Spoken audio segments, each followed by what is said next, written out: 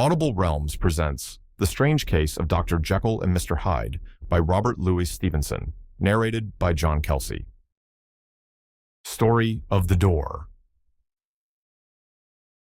Utterson the lawyer was a man of a rugged countenance that was never lighted by a smile, cold, scanty, and embarrassed in discourse, backward in sentiment, lean, long, dusty, dreary, and yet somehow lovable.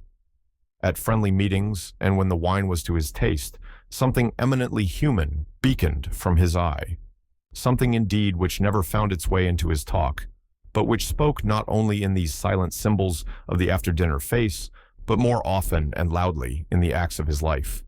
He was austere with himself, drank gin when he was alone, to mortify a taste for vintages, and though he enjoyed the theater, had not crossed the doors of one for 20 years. But he had an approved tolerance for others, sometimes wondering, almost with envy, at the high pressure of spirits involved in their misdeeds, and in any extremity inclined to help rather than to reprove. "I incline to Cain's heresy," he used to say quaintly. "I let my brother go to the devil in his own way." In this character, it was frequently his fortune to be the last reputable acquaintance and the last good influence in the lives of downgoing men. And to such as these, so long as they came about his chambers, he never marked a shade of change in his demeanor. No doubt the feat was easy to Utterson, for he was undemonstrative at the best, and even his friendship seemed to be founded in a similar catholicity of good nature. It is the mark of a modest man to accept his friendly circle ready-made from the hands of opportunity, and that was the lawyer's way. His friends were those of his own blood, or those whom he had known the longest. His affections, like ivy, were the growth of time. They implied no aptness in the object. Hence, no doubt, the bond that united him to Richard Enfield, his distant kinsman, the well-known man about town. It was a nut to crack for many, what these two could see in each other, or what subject they could find in common. It was reported by those who encountered them in their Sunday walks that they said nothing, looked singularly dull, and would hail with obvious relief the appearance of a friend. For all that, the two men put the greatest store by these excursions, counted them the chief jewel of each week, and not only set aside occasions of pleasure, but even resisted the calls of business, that they might enjoy them uninterrupted. It chanced on one of these rambles that their way led them down a by-street in a busy quarter of London. The street was small and what is called quiet, but it drove a thriving trade on the weekdays. The inhabitants were all doing well, it seemed, and all emulously hoping to do better still, and laying out the surplus of their gains in coquetry, so that the shop fronts stood along that thoroughfare with an air of invitation, like rows of smiling saleswomen. Even on Sunday, when it veiled its more florid charms and lay comparatively empty of passage, the street shone out in contrast to its dingy neighborhood like a fire in a forest, and with its freshly painted shutters, well-polished brasses, and general cleanliness and gaiety of note, instantly caught and pleased the eye of the passenger. 2 doors from one corner, on the left hand going east, the line was broken by the entry of a court, and just at that point, a certain sinister block of building thrust forward its gable on the street. It was 2 stories high, showed no window, nothing but a door on the lower story, and a blind forehead of discolored wall on the upper, and bore in every feature the marks of prolonged and sordid negligence. The door, which was equipped with neither bell nor knocker, was blistered and distained. Tramps slouched into the recess and struck matches on the panels. Children kept shop upon the steps. The schoolboy had tried his knife on the moldings, and for close on a generation, no one had appeared to drive away these random visitors or to repair their ravages. Enfield and the lawyer were on the other side of the by-street, but when they came abreast of the entry, the former lifted up his cane and pointed. "Did you ever remark that door?" he asked, and when his companion had replied in the affirmative, "It is connected in my mind," added he, "with a very odd story." "Indeed," said Utterson, with a slight change of voice. "And what was that?" "Well, it was this way," returned Enfield. "I was coming home from some place at the end of the world, about 3 o'clock of a black winter morning, and my way lay through a part of town where there was literally nothing to be seen but lamps. Street after street, and all the folks asleep. Street after street, all lighted up as if for a procession, and all as empty as a church, till at last I got into that state of mind when a man listens and begins to long for the sight of a policeman. All at once, I saw two figures, one a little man who was stumping along eastward at a good walk, and the other, a girl of maybe 8 or 10, who was running as hard as she was able down a cross street. Well, sir, the two ran into one another naturally enough at the corner, and then came the horrible part of the thing, for the man trampled calmly over the child's body and left her screaming on the ground. It sounds nothing to hear, but it was hellish to see. It wasn't like a man, it was like some damn juggernaut. I gave a few hello, took to my heels, collared my gentleman, and brought him back to where there was already quite a group about the screaming child. He was perfectly cool and made no resistance, but gave me one look, so ugly that it brought out the sweat on me like running. The people who had turned out were the girl's own family, and pretty soon the doctor, for whom she had been sent, put in his appearance. Well, the child was not much the worse, more frightened, according to the sawbones, and there, you might have supposed, would be an end to it. But there was one curious circumstance. I had taken a loathing to my gentleman at first sight. So had the child's family, which was only natural. But the doctor's case was what struck me.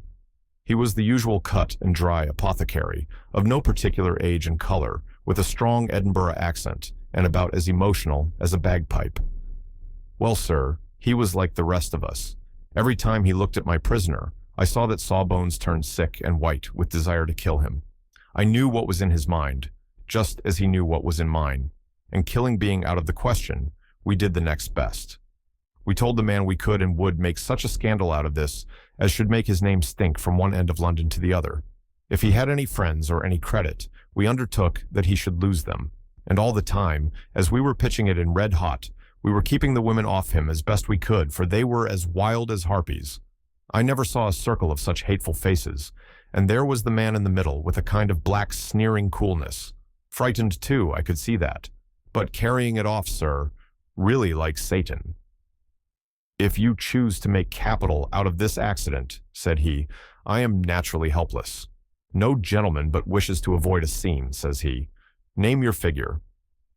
Well, we screwed him up to £100 for the child's family. He would have clearly liked to stick out, but there was something about the lot of us that meant mischief, and at last he struck.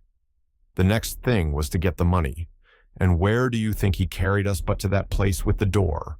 Whipped out a key, went in, and presently came back with the matter of £10 in gold and a check for the balance on Coutts's, drawn payable to bearer and signed with a name that I can't mention, though it's one of the points of my story, but it was a name at least very well known and often printed. The figure was stiff, but the signature was good for more than that if it was only genuine. I took the liberty of pointing out to my gentleman that the whole business looked apocryphal, and that a man does not, in real life, walk into a cellar door at 4 in the morning and come out with another man's check for close upon £100. But he was quite easy and sneering. "Set your mind at rest," says he. "I will stay with you till the banks open and cash the check myself." So we all set off, the doctor and the child's father, and our friend and myself, and passed the rest of the night in my chambers, and next day, when we had breakfasted, went in a body to the bank. I gave in the check myself, and said I had every reason to believe it was a forgery. Not a bit of it. The check was genuine. "Tut, tut," said Utterson. "I see you feel as I do," said Enfield. "Yes, it's a bad story. For my man was a fellow that nobody could have to do with, a really damnable man. And the person that drew the check is the very pink of the proprieties, celebrated too, and, what makes it worse, one of your fellows who do what they call good.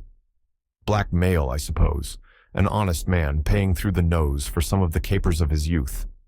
Blackmail House is what I call the place with the door, in consequence. Though even that, you know, is far from explaining all," he added, and with the words fell into a vein of musing. From this he was recalled by Utterson, asking rather suddenly, "And you don't know if the drawer of the check lives there?" "A likely place, isn't it?" returned Enfield, "but I happen to have noticed his address. He lives in some square or other." "And you never asked about the place with the door?" said Utterson. "No, sir. I had a delicacy," was the reply. "I feel very strongly about putting questions. It partakes too much of the style of the Day of Judgment. You start a question, and it's like starting a stone. You sit quietly on the top of a hill, and away the stone goes, starting others. And presently some bland old bird, the last you would have thought of, is knocked on the head in his own back garden, and the family have to change their name. No, sir, I make it a rule of mine. The more it looks like Queer Street, the less I ask." "A very good rule, too," said the lawyer. "But I have studied the place for myself," continued Enfield. "It seems scarcely a house. There is no other door, and nobody goes in or out of that one, but, once in a great while, the gentleman of my adventure. There are 3 windows looking on the court on the first floor, none below. The windows are always shut, but they're clean. And then there is a chimney which is generally smoking, so somebody must live there. And yet it's not so sure, for the buildings are so packed together about the court that it's hard to say where one ends and another begins." The pair walked on again for a while in silence. And then, "Enfield," said Utterson, "that's a good rule of yours." "Yes, I think it is," returned Enfield. "But for all that," continued the lawyer, "there's one point I want to ask. I want to ask the name of that man who walked over the child." "Well," said Enfield, "I can't see what harm it would do. It was a man of the name of Hyde." Said Utterson. "What sort of a man is he to see?" "He is not easy to describe. There is something wrong with his appearance, something displeasing, something downright detestable. I never saw a man I so disliked, and yet I scarce know why. He must be deformed somewhere. He gives a strong feeling of deformity, although I couldn't specify the point. He's an extraordinary-looking man, and yet I really can name nothing out of the way. No, sir, I can make no hand of it. I can't describe him, and it's not want of memory, for I declare I can see him this moment." Utterson again walked some way in silence, and obviously under a weight of consideration. "You are sure he used a key?" he inquired at last. "My dear sir," began Enfield, surprised out of himself. "Yes, I know," said Utterson. "I know it must seem strange. The fact is, if I do not ask you the name of the other party, it is because I know it already. You see, Richard, your tale has gone home. If you have been inexact in any point, you had better correct it." "I think you might have warned me," returned the other with a touch of sullenness. "But I have been pedantically exact, as you call it. The fellow had a key, and what's more, he has it still. I saw him use it not a week ago." Utterson sighed deeply, but said never a word, and the young man presently resumed. "Here is another lesson to say nothing," said he. "I am ashamed of my long tongue. Let us make a bargain never to refer to this again." "With all my heart," said the lawyer. "I shake hands on that, Richard. Search for Hyde." That evening, Utterson came home to his bachelor house in somber spirits and sat down to dinner without relish. It was his custom of a Sunday, when this meal was over, to sit close by the fire, a volume of some dry divinity on his reading desk, until the clock of the neighboring church rang out the hour of 12, when he would go soberly and gratefully to bed. On this night, however, as soon as the cloth was taken away, he took up a candle and went into his business room. There he opened his safe, took from the most private part of it a document endorsed on the envelope as Jekyll's will, and sat down with a clouded brow to study its contents. The will was holograph, for Utterson, though he took charge of it now that it was made, had refused to lend the least assistance in the making of it.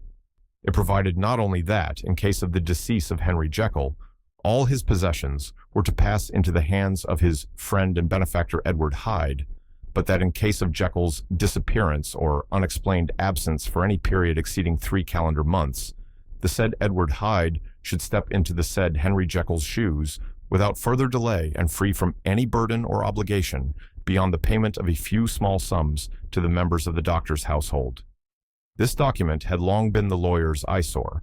It offended him both as a lawyer and as a lover of the sane and customary sides of life, to whom the fanciful was the immodest. And hitherto it was his ignorance of Hyde that had swelled his indignation. Now, by a sudden turn, it was his knowledge. It was already bad enough, when the name was but a name of which he could learn no more. It was worse when it began to be clothed upon with detestable attributes, and out of the shifting, insubstantial mists that had so long baffled his eye, there leapt up the sudden, definite presentment of a fiend. "I thought it was madness," he said as he replaced the obnoxious paper in the safe, "and now I begin to fear it is disgrace." With that he blew out his candle, put on a greatcoat, and set forth in the direction of Cavendish Square, that citadel of medicine, where his friend, the great Lanyon, had his house and received his crowding patients. If anyone knows, it will be Lanyon, he had thought. The solemn butler knew and welcomed him. He was subjected to no stage of delay, but ushered direct from the door to the dining room, where Lanyon sat alone over his wine. This was a hearty, healthy, dapper, red-faced gentleman, with a shock of hair prematurely white and a boisterous and decided manner. At sight of Utterson, he sprang up from his chair and welcomed him with both hands. The geniality, as was the way of the man, was somewhat theatrical to the eye, but it reposed on genuine feeling. For these two were old friends, old mates, both at school and college, both thorough respecters of themselves and of each other, and what does not always follow, men who thoroughly enjoyed each other's company. After a little rambling talk, the lawyer led up to the subject which so disagreeably preoccupied his mind. "I suppose, Lanyon," said he, "you and I must be the two oldest friends that Henry Jekyll has." "I wish the friends were younger," chuckled Lanyon, "but I suppose we are. And what of that? I see little of him now." "Indeed," said Utterson, "I thought you had a bond of common interest." "We had," was the reply, "but it is more than 10 years since Henry Jekyll became too fanciful for me. He began to go wrong in mind, and though of course I continued to take an interest in him for old sake's sake, as they say, I see and I have seen devilish little of the man. Such unscientific balderdash," added the doctor, flushing suddenly purple, "would have estranged Damon and Pythias." This little spirit of temper was somewhat of a relief to Utterson. They have only differed on some point of science, he thought, and being a man of no scientific passions, except in the matter of conveyancing, he even added, "It is nothing worse than that." He gave his friend a few seconds to recover his composure, and then approached the question he had come to put. "Did you ever come across a protege of his, one Hyde?" he asked. "Hyde?" repeated Lanyon. "Number never heard of him. Since my time." That was the amount of information that the lawyer carried back with him to the great dark bed on which he tossed to and fro until the small hours of the morning began to grow large. It was a night of little ease to his toiling mind, toiling in mere darkness and besieged by questions. 6 o'clock struck on the bells of the church that was so conveniently near to Utterson's dwelling, and still he was digging at the problem. Hitherto it had touched him on the intellectual side alone, but now his imagination also was engaged, or rather enslaved. And as he lay and tossed in the gross darkness of the night in the curtained room, Enfield's tale went by before his mind in a scroll of lighted pictures. He would be aware of the great field of lamps of a nocturnal city, then of the figure of a man walking swiftly, then of a child running from the doctors, and then these met, and that human juggernaut trod the child down and passed on, regardless of her screams. Or else he would see a room in a rich house where his friend lay asleep, dreaming and smiling at his dreams. And then the door of that room would be opened, the curtains of the bed plucked apart, the sleeper recalled, and lo, there would stand by his side a figure to whom power was given, and even at that dead hour he must rise and do its bidding. The figure in these two phases haunted the lawyer all night, and if at any time he dozed over, it was but to see it glide more stealthily through sleeping houses, or move the more swiftly, and still the more swiftly, even to dizziness, through wider labyrinths of lamplighted city, and at every street corner crush a child and leave her screaming. And still, the figure had no face by which he might know it. Even in his dreams, it had no face, or one that baffled him and melted before his eyes. And thus it was that there sprang up and grew apace in the lawyer's mind a singularly strong, almost an inordinate, curiosity to behold the features of the real Hyde. If he could but once set eyes on him, he thought the mystery would lighten and perhaps roll altogether away, as was the habit of mysterious things when well examined. He might see a reason for his friend's strange preference or bondage, call it which you please, and even for the startling clause of the will. At least it would be a face worth seeing, the face of a man who was without bowels of mercy, a face which had but to show itself to raise up, in the mind of the unimpressionable Enfield, a spirit of enduring hatred. From that time forward, Utterson began to haunt the door in the by-street of shops. In the morning before office hours, at noon when business was plenty and time scarce, at night under the face of the fogged city moon, by all lights and at all hours of solitude or concourse, the lawyer was to be found on his chosen post. "If he be Hyde," he had thought, "I shall be seek." And at last his patience was rewarded. It was a fine dry night, frost in the air, the streets as clean as a ballroom floor, the lamps unshaken by any wind, drawing a regular pattern of light and shadow. By 10 o'clock, when the shops were closed, the by-street was very solitary, and in spite of the low growl of London from all round, very silent. Small sounds carried far. Domestic sounds out of the houses were clearly audible on either side of the roadway, and the rumor of the approach of any passenger preceded him by a long time. Utterson had been some minutes at his post when he was aware of an odd, light footstep drawing near.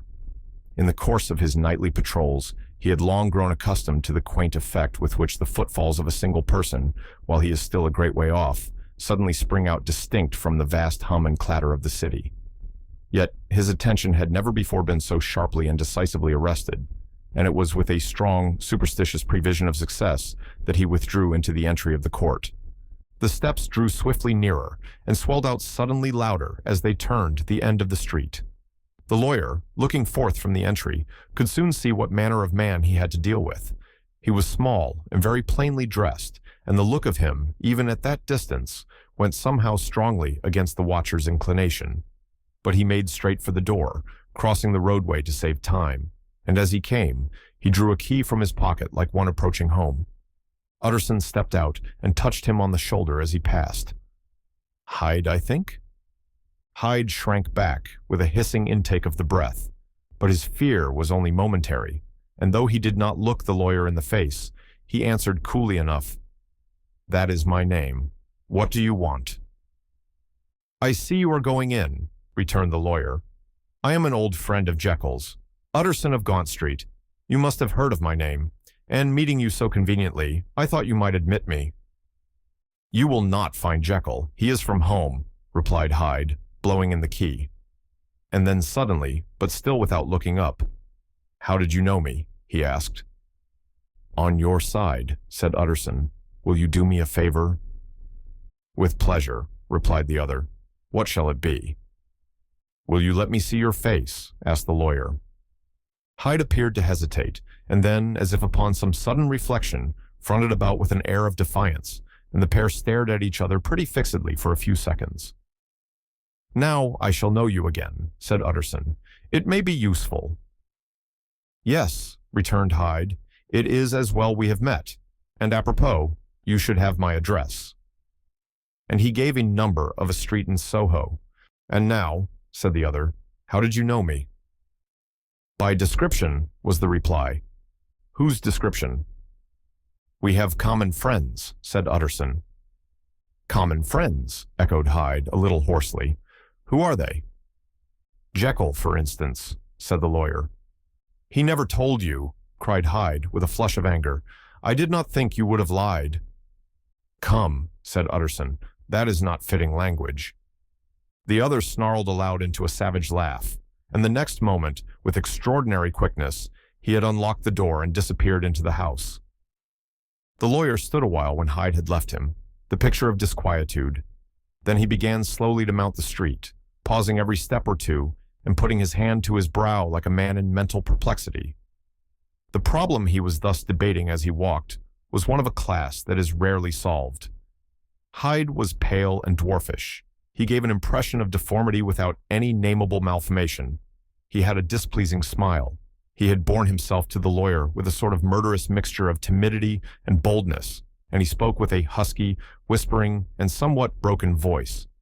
All these were points against him, but not all of these together could explain the hitherto unknown disgust, loathing, and fear with which Utterson regarded him.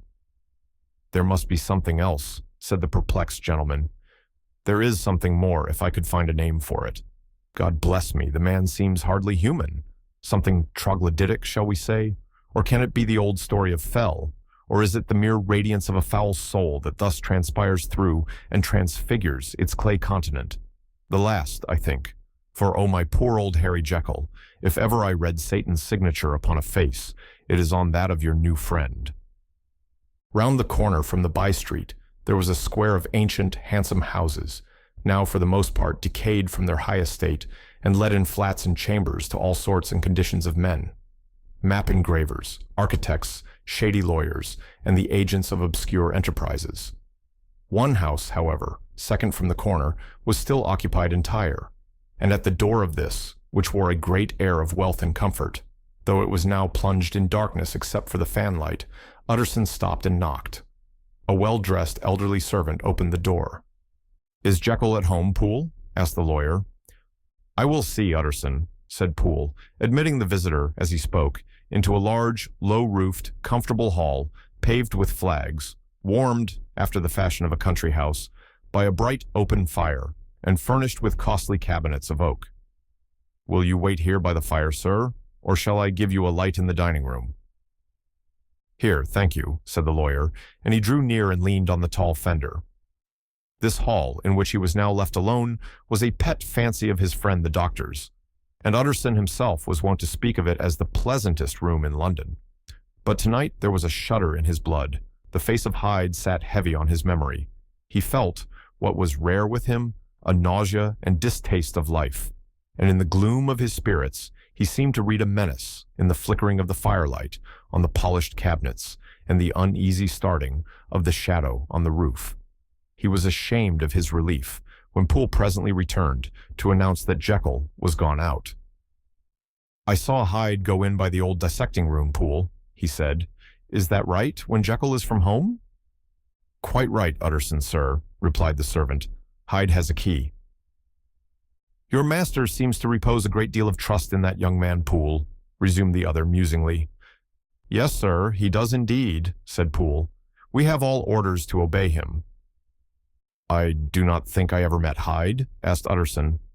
"Oh, dear no, sir. He never dines here," replied the butler. "Indeed, we see very little of him on this side of the house. He mostly comes and goes by the laboratory." "Well, good night, Poole." "Good night, Utterson." And the lawyer set out homeward with a very heavy heart. "Poor Harry Jekyll," he thought. "My mind misgives me he is in deep waters. He was wild when he was young, a long while ago to be sure, but in the law of God there is no statute of limitations. Aye, it must be that, the ghost of some old sin, the cancer of some concealed disgrace, punishment coming, pede claudo, years after memory has forgotten, and self-love condoned the fault." And the lawyer, scared by the thought, brooded a while on his own past, groping in all the corners of memory, lest by chance some jack-in-the-box of an old iniquity should leap to light there. His past was fairly blameless. Few men could read the rolls of their life with less apprehension. Yet he was humbled to the dust by the many ill things he had done, and raised up again into a sober and fearful gratitude by the many he had come so near to doing, yet avoided. And then by a return on his former subject, he conceived a spark of hope. This Master Hyde, if he were studied, thought he, must have secrets of his own. Black secrets, by the look of him. Secrets compared to which poor Jekyll's worst would be like sunshine. Things cannot continue as they are. It turns me cold to think of this creature stealing like a thief to Harry's bedside. Poor Harry, what awakening, and the danger of it. For if this Hyde suspects the existence of the will, he may grow impatient to inherit. I must put my shoulders to the wheel. If Jekyll will but let me, he added, if Jekyll will only let me. For once more, he saw before his mind's eye, as clear as transparency, the strange clauses of the will. Jekyll was quite at ease. A fortnight later, by excellent good fortune, the doctor gave one of his pleasant dinners to some 5 or 6 old cronies, all intelligent, reputable men, and all judges of good wine. and Utterson so contrived that he remained behind after the others had departed. This was no new arrangement, but a thing that had befallen many scores of times. Where Utterson was liked, he was liked well. Hosts loved to detain the dry lawyer when the light-hearted and loose-tongued had already their foot on the threshold. They liked to sit a while in his unobtrusive company, practicing for solitude, sobering their minds in the man's rich silence after the expense and strain of gaiety. To this rule, Jekyll was no exception, and as he now sat on the opposite side of the fire, a large, well-made, smooth-faced man of 50, with something of a stylish cast perhaps, but every mark of capacity and kindness, you could see by his looks that he cherished for Utterson a sincere and warm affection. "I have been wanting to speak to you, Jekyll," began the latter. "You know that will of yours?" A close observer might have gathered that the topic was distasteful, but the doctor carried it off gaily. "My poor Utterson," said he, "you are unfortunate in such a client. I never saw a man so distressed as you were by my will, unless it were that Hyde-bound pedant Lanyon at what he called my scientific heresies.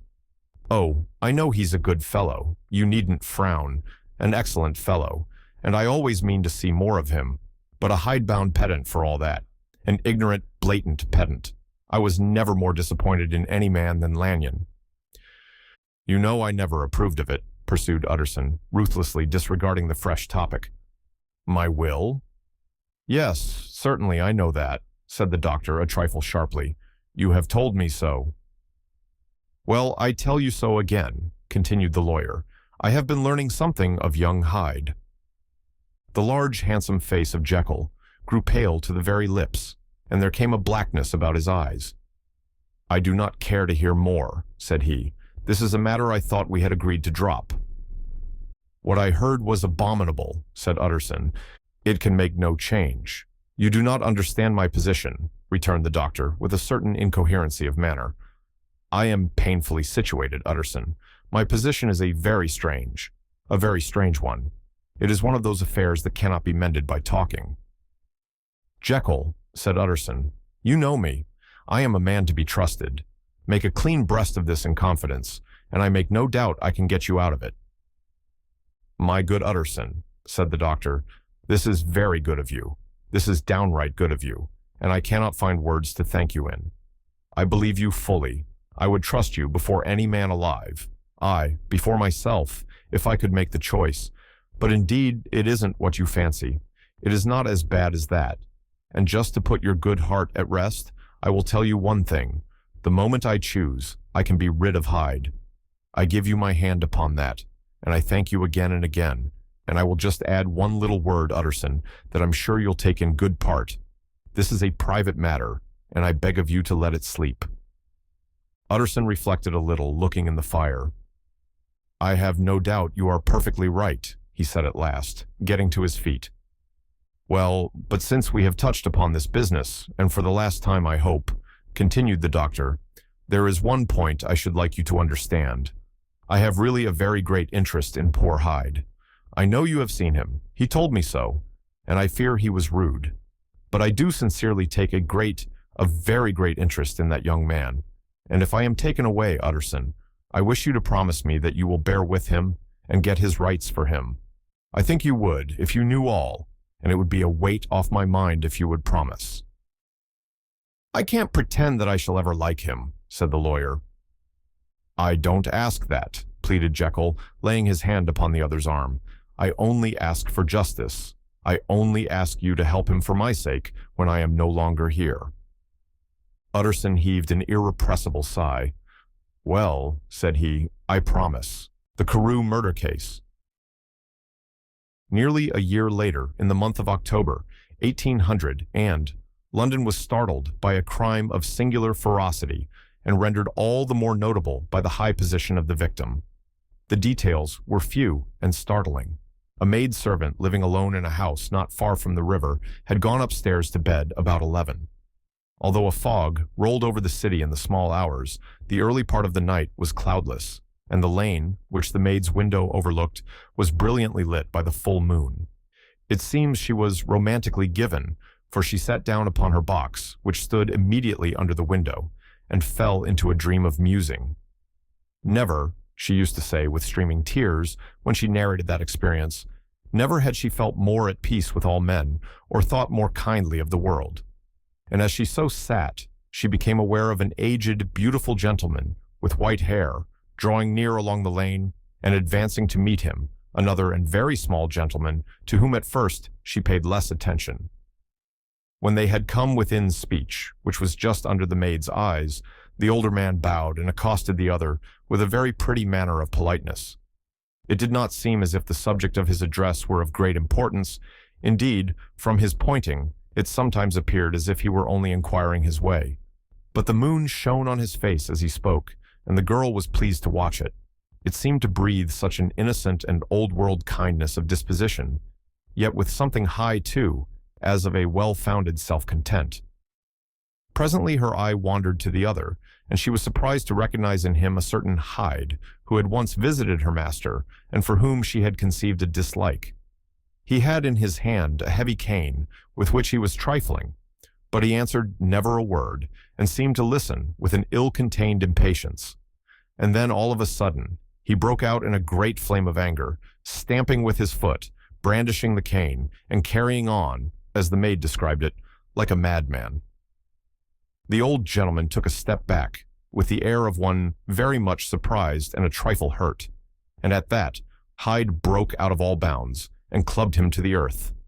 And next moment, with ape-like fury, he was trampling his victim underfoot and hailing down a storm of blows, under which the bones were audibly shattered, and the body jumped upon the roadway.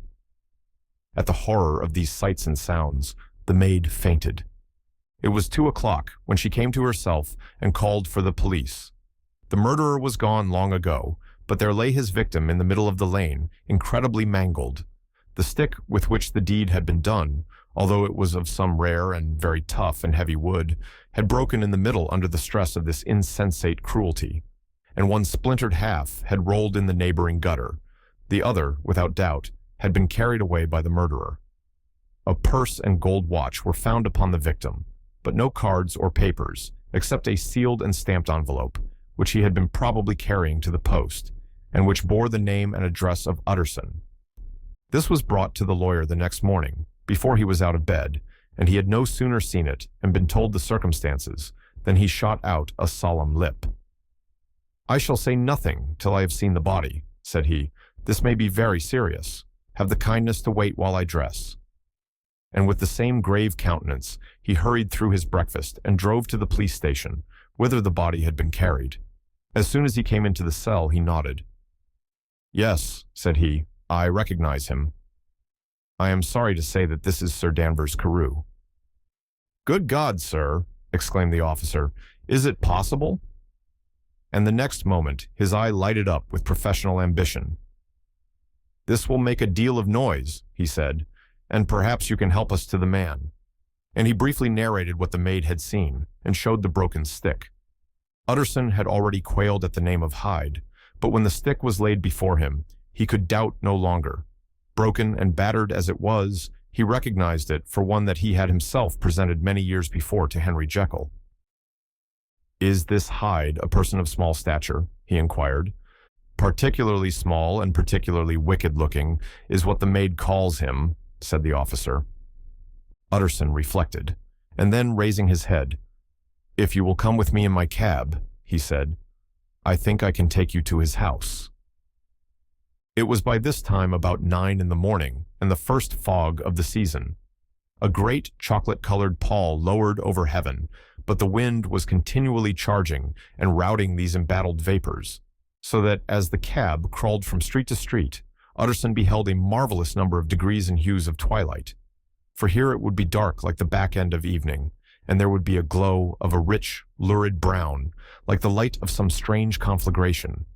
And here, for a moment, the fog would be quite broken up, and a haggard shaft of daylight would glance in between the swirling wreaths. The dismal quarter of Soho, seen under these changing glimpses, with its muddy ways and slatternly passengers, and its lamps, which had never been extinguished or had been kindled afresh to combat this mournful re-invasion of darkness, seemed, in the lawyer's eyes, like a district of some city in a nightmare. The thoughts of his mind, besides, were of the gloomiest dye, and when he glanced at the companion of his drive, he was conscious of some touch of that terror of the law and the law's officers, which may at times assail the most honest. As the cab drew up before the address indicated, the fog lifted a little and showed him a dingy street, a gin palace, a low French eating house, a shop for the retail of penny numbers and twopenny salads, many ragged children huddled in the doorways, and many women of many different nationalities passing out, key in hand, the hand to have a morning glass. And the next moment, the fog settled down again upon that part, as brown as umber, and cut him off from his black guardly surroundings. This was the home of Henry Jekyll's favorite, of a man who was heir to £250,000 sterling. An ivory-faced and silvery-haired old woman opened the door. She had an evil face, smoothed by hypocrisy, but her manners were excellent. Yes, she said, this was Hyde's, but he was not at home. He had been in that night very late, but he had gone away again in less than an hour. There was nothing strange in that. His habits were very irregular, and he was often absent. For instance, it was nearly 2 months since she had seen him till yesterday. Very well, then. We wish to see his rooms, said the lawyer, and when the woman began to declare it was impossible, I had better tell you who this person is, he added. This is Inspector Newcomen of Scotland Yard. A flash of odious joy appeared upon the woman's face. Ah, said she, he is in trouble. What has he done? Utterson and the inspector exchanged glances. He don't seem a very popular character, observed the latter. And now, my good woman, just let me and this gentleman have a look about us. In the whole extent of the house, which but for the old woman remained otherwise empty, Hyde had only used a couple of rooms, but these were furnished with luxury and good taste. A closet was filled with wine, the plate was of silver, the napery elegant. A good picture hung upon the walls, a gift, as Utterson supposed, from Henry Jekyll, who was much of a connoisseur, and the carpets were of many plies and agreeable in color. At this moment, however, the rooms bore every mark of having been recently and hurriedly ransacked. Clothes lay about the floor, with their pockets inside out. Lock-fast drawers stood open, and on the hearth there lay a pile of gray ashes, as though many papers had been burned. From these embers the inspector disinterred the butt end of a green checkbook, which had resisted the action of the fire. The other half of the stick was found behind the door, and as this clinched his suspicions, the officer declared himself delighted. A visit to the bank, where several £1,000s were found to be lying to the murderer's credit, completed his gratification. You may depend upon it, sir, he told Utterson. I have him in my hand. He must have lost his head, or he never would have left the stick, or, above all, burned the checkbook. Why, money's life to the man. We have nothing to do but wait for him at the bank and get out the handbills. This last, however, was not so easy of accomplishment, for Hyde had numbered few familiars. Even the master of the servant maid had only seen him twice. His family could nowhere be traced. He had never been photographed, and the few who could describe him differed widely, as common observers will. Only on one point were they agreed, and that was the haunting sense of unexpressed deformity with which the fugitive impressed his beholders. Incident of the letter. It was late in the afternoon when Utterson found his way to Jekyll's door, where he was at once admitted by Poole and carried down by the kitchen offices and across a yard, which had once been a garden, to the building which was indifferently known as the laboratory or dissecting rooms. The doctor had bought the house from the heirs of a celebrated surgeon, and his own tastes, being rather chemical than anatomical, had changed the destination of the block at the bottom of the garden. It was the first time that the lawyer had been received in that part of his friend's quarters, and he eyed the dingy, windowless structure with curiosity, and gazed round with a distasteful sense of strangeness as he crossed the theater, once crowded with eager students, and now lying gaunt and silent, the tables laden with chemical apparatus, the floor strewn with crates and littered with packing straw, and the light falling dimly through the foggy cupola. At the further end, a flight of stairs mounted to a door covered with red baize, and through this, Utterson was at last received into the doctor's cabinet. It was a large room fitted round with glass presses, furnished, among other things, with a cheval glass and a business table, and looking out upon the court by 3 dusty windows barred with iron. The fire burned in the grate. A lamp was set, lighted on the chimney shelf. for even in the houses the fog began to lie thickly, and there, close up to the warmth, sat Jekyll, looking deathly sick. He did not rise to meet his visitor, but held out a cold hand and bade him welcome in a changed voice. "And now," said Utterson, as soon as Poole had left them, "you have heard the news." The doctor shuddered. "They were crying it in the square," he said. "I heard them in my dining room." "One word," said the lawyer. "Carew was my client, but so are you, and I want to know what I'm doing. You have not been mad enough to hide this fellow?" "Utterson, I swear to God," cried the doctor. "I swear to God, I will never set eyes on him again. I bind my honor to you that I am done with him in this world. It is all at an end. And indeed, he does not want my help. You do not know him as I do. He is safe. He is quite safe. Mark my words, he will never more be heard of." The lawyer listened gloomily. He did not like his friend's feverish manner. "You seem pretty sure of him," said he, "and for your sake, I hope you may be right. If it came to a trial, your name might appear." "I am quite sure of him," replied Jekyll. "I have grounds for certainty that I cannot share with anyone. But there is one thing on which you may advise me. I have received a letter, and I am at a loss whether I should show it to the police. I should like to leave it in your hands, Utterson. You would judge wisely, I am sure. I have so great a trust in you." "You fear, I suppose, that it might lead to his detection?" asked the lawyer. "No," said the other. "I cannot say that I care what becomes of Hyde. I am quite done with him. I was thinking of my own character, which this hateful business has rather exposed." Utterson ruminated a while. He was surprised at his friend's selfishness, and yet relieved by it. "Well," said he at last, "let me see the letter." The letter was written in an odd, upright hand and signed Edward Hyde, and it signified briefly enough that the writer's benefactor, Jekyll, whom he had long so unworthily repaid for 1,000 generosities, need labor under no alarm for his safety, as he had means of escape on which he placed a sure dependence. The lawyer liked this letter well enough. It put a better color on the intimacy than he had looked for, and he blamed himself for some of his past suspicions. "Have you the envelope?" he asked. "I burned it," replied Jekyll, "before I thought what I was about." But it bore no postmark. The note was handed in. "Shall I keep this and sleep upon it?" asked Utterson. "I wish you to judge for me entirely," was the reply. "I have lost confidence in myself."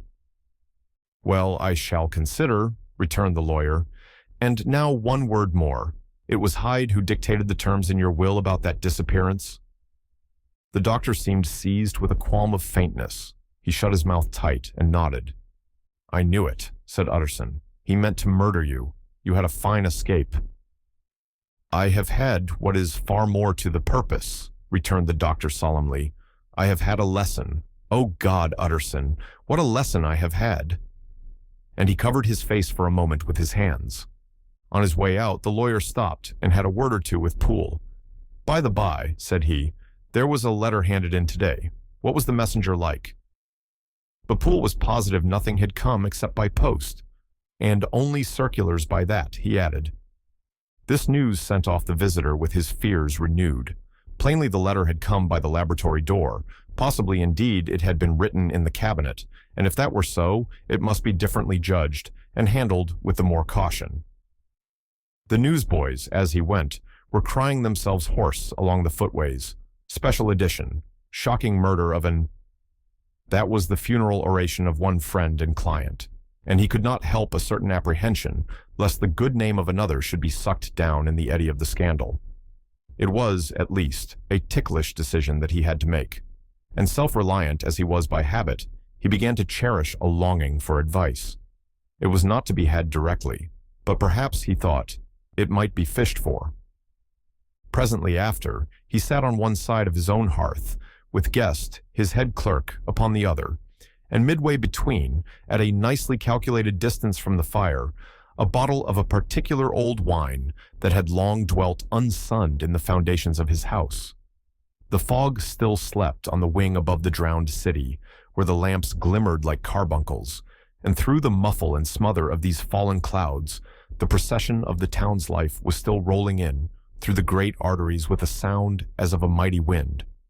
But the room was gay with firelight. In the bottle, the acids were long ago resolved.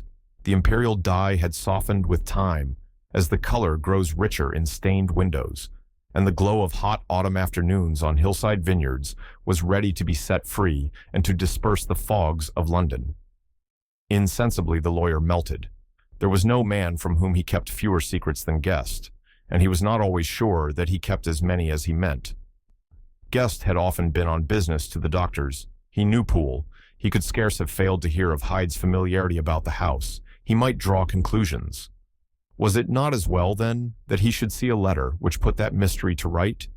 And above all, since Guest, being a great student and critic of handwriting, would consider the step natural and obliging?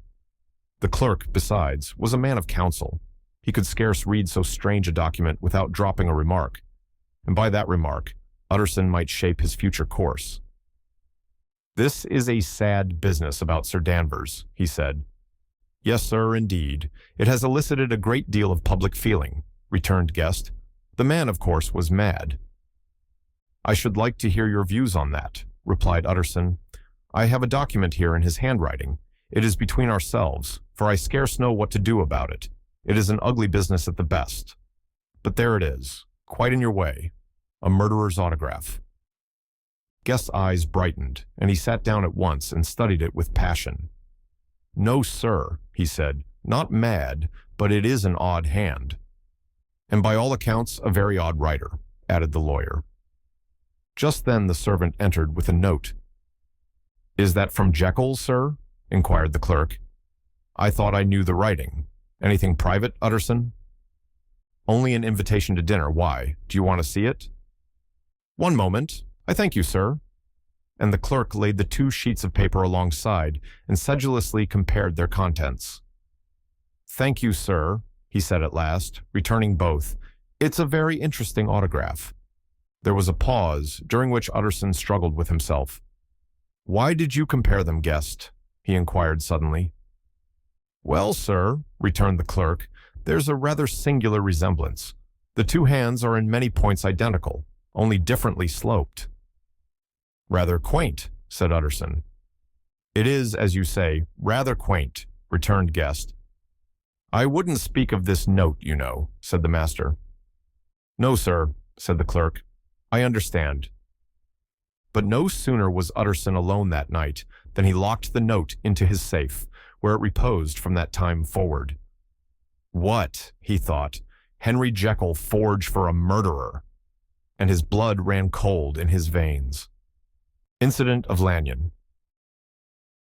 Time ran on. Thousands of pounds were offered in reward, for the death of Sir Danvers was resented as a public injury.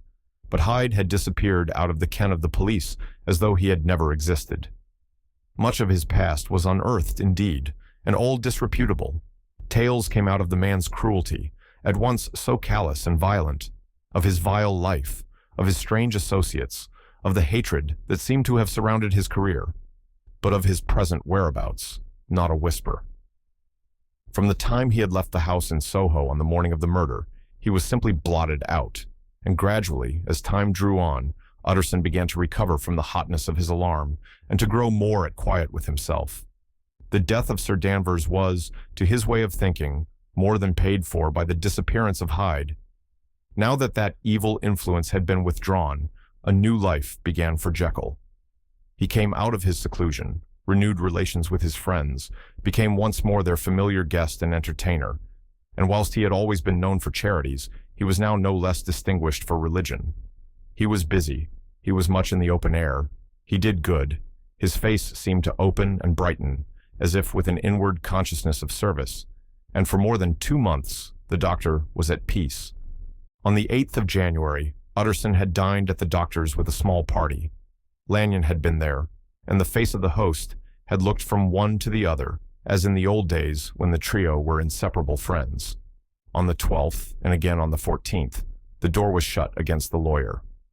The doctor was confined to the house, Poole said, and saw no one. On the 15th, he tried again, and was again refused, and having now been used for the last 2 months to see his friend almost daily, he found this return of solitude to weigh upon his spirits. The 5th night, he had in guest to dine with him, and the 6th, he betook himself to Lanyon's. There at least he was not denied admittance, but when he came in, he was shocked at the change which had taken place in the doctor's appearance. He had his death warrant written legibly upon his face.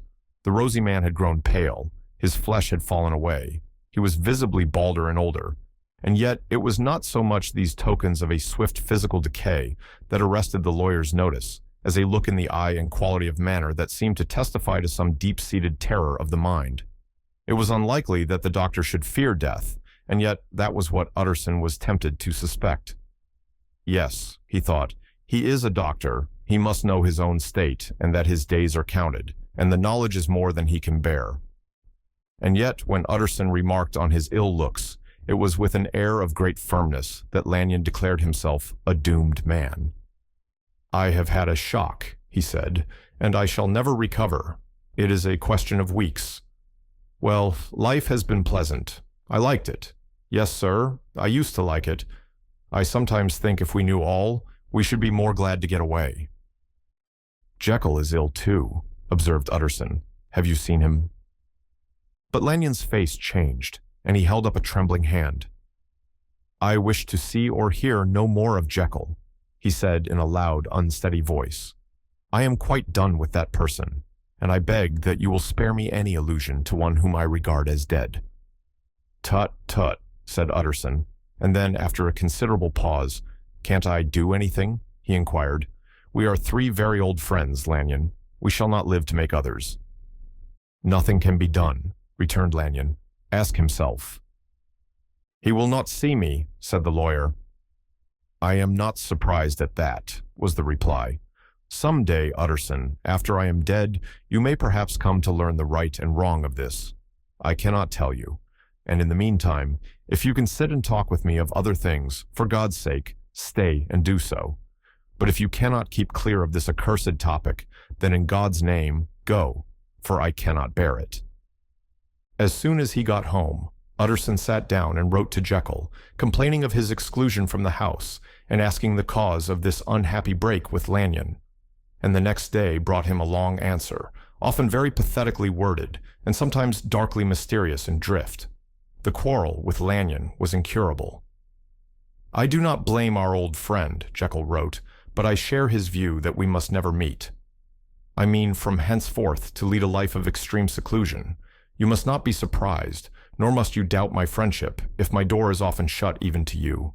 You must suffer me to go my own dark way. I have brought on myself a punishment and a danger that I cannot name.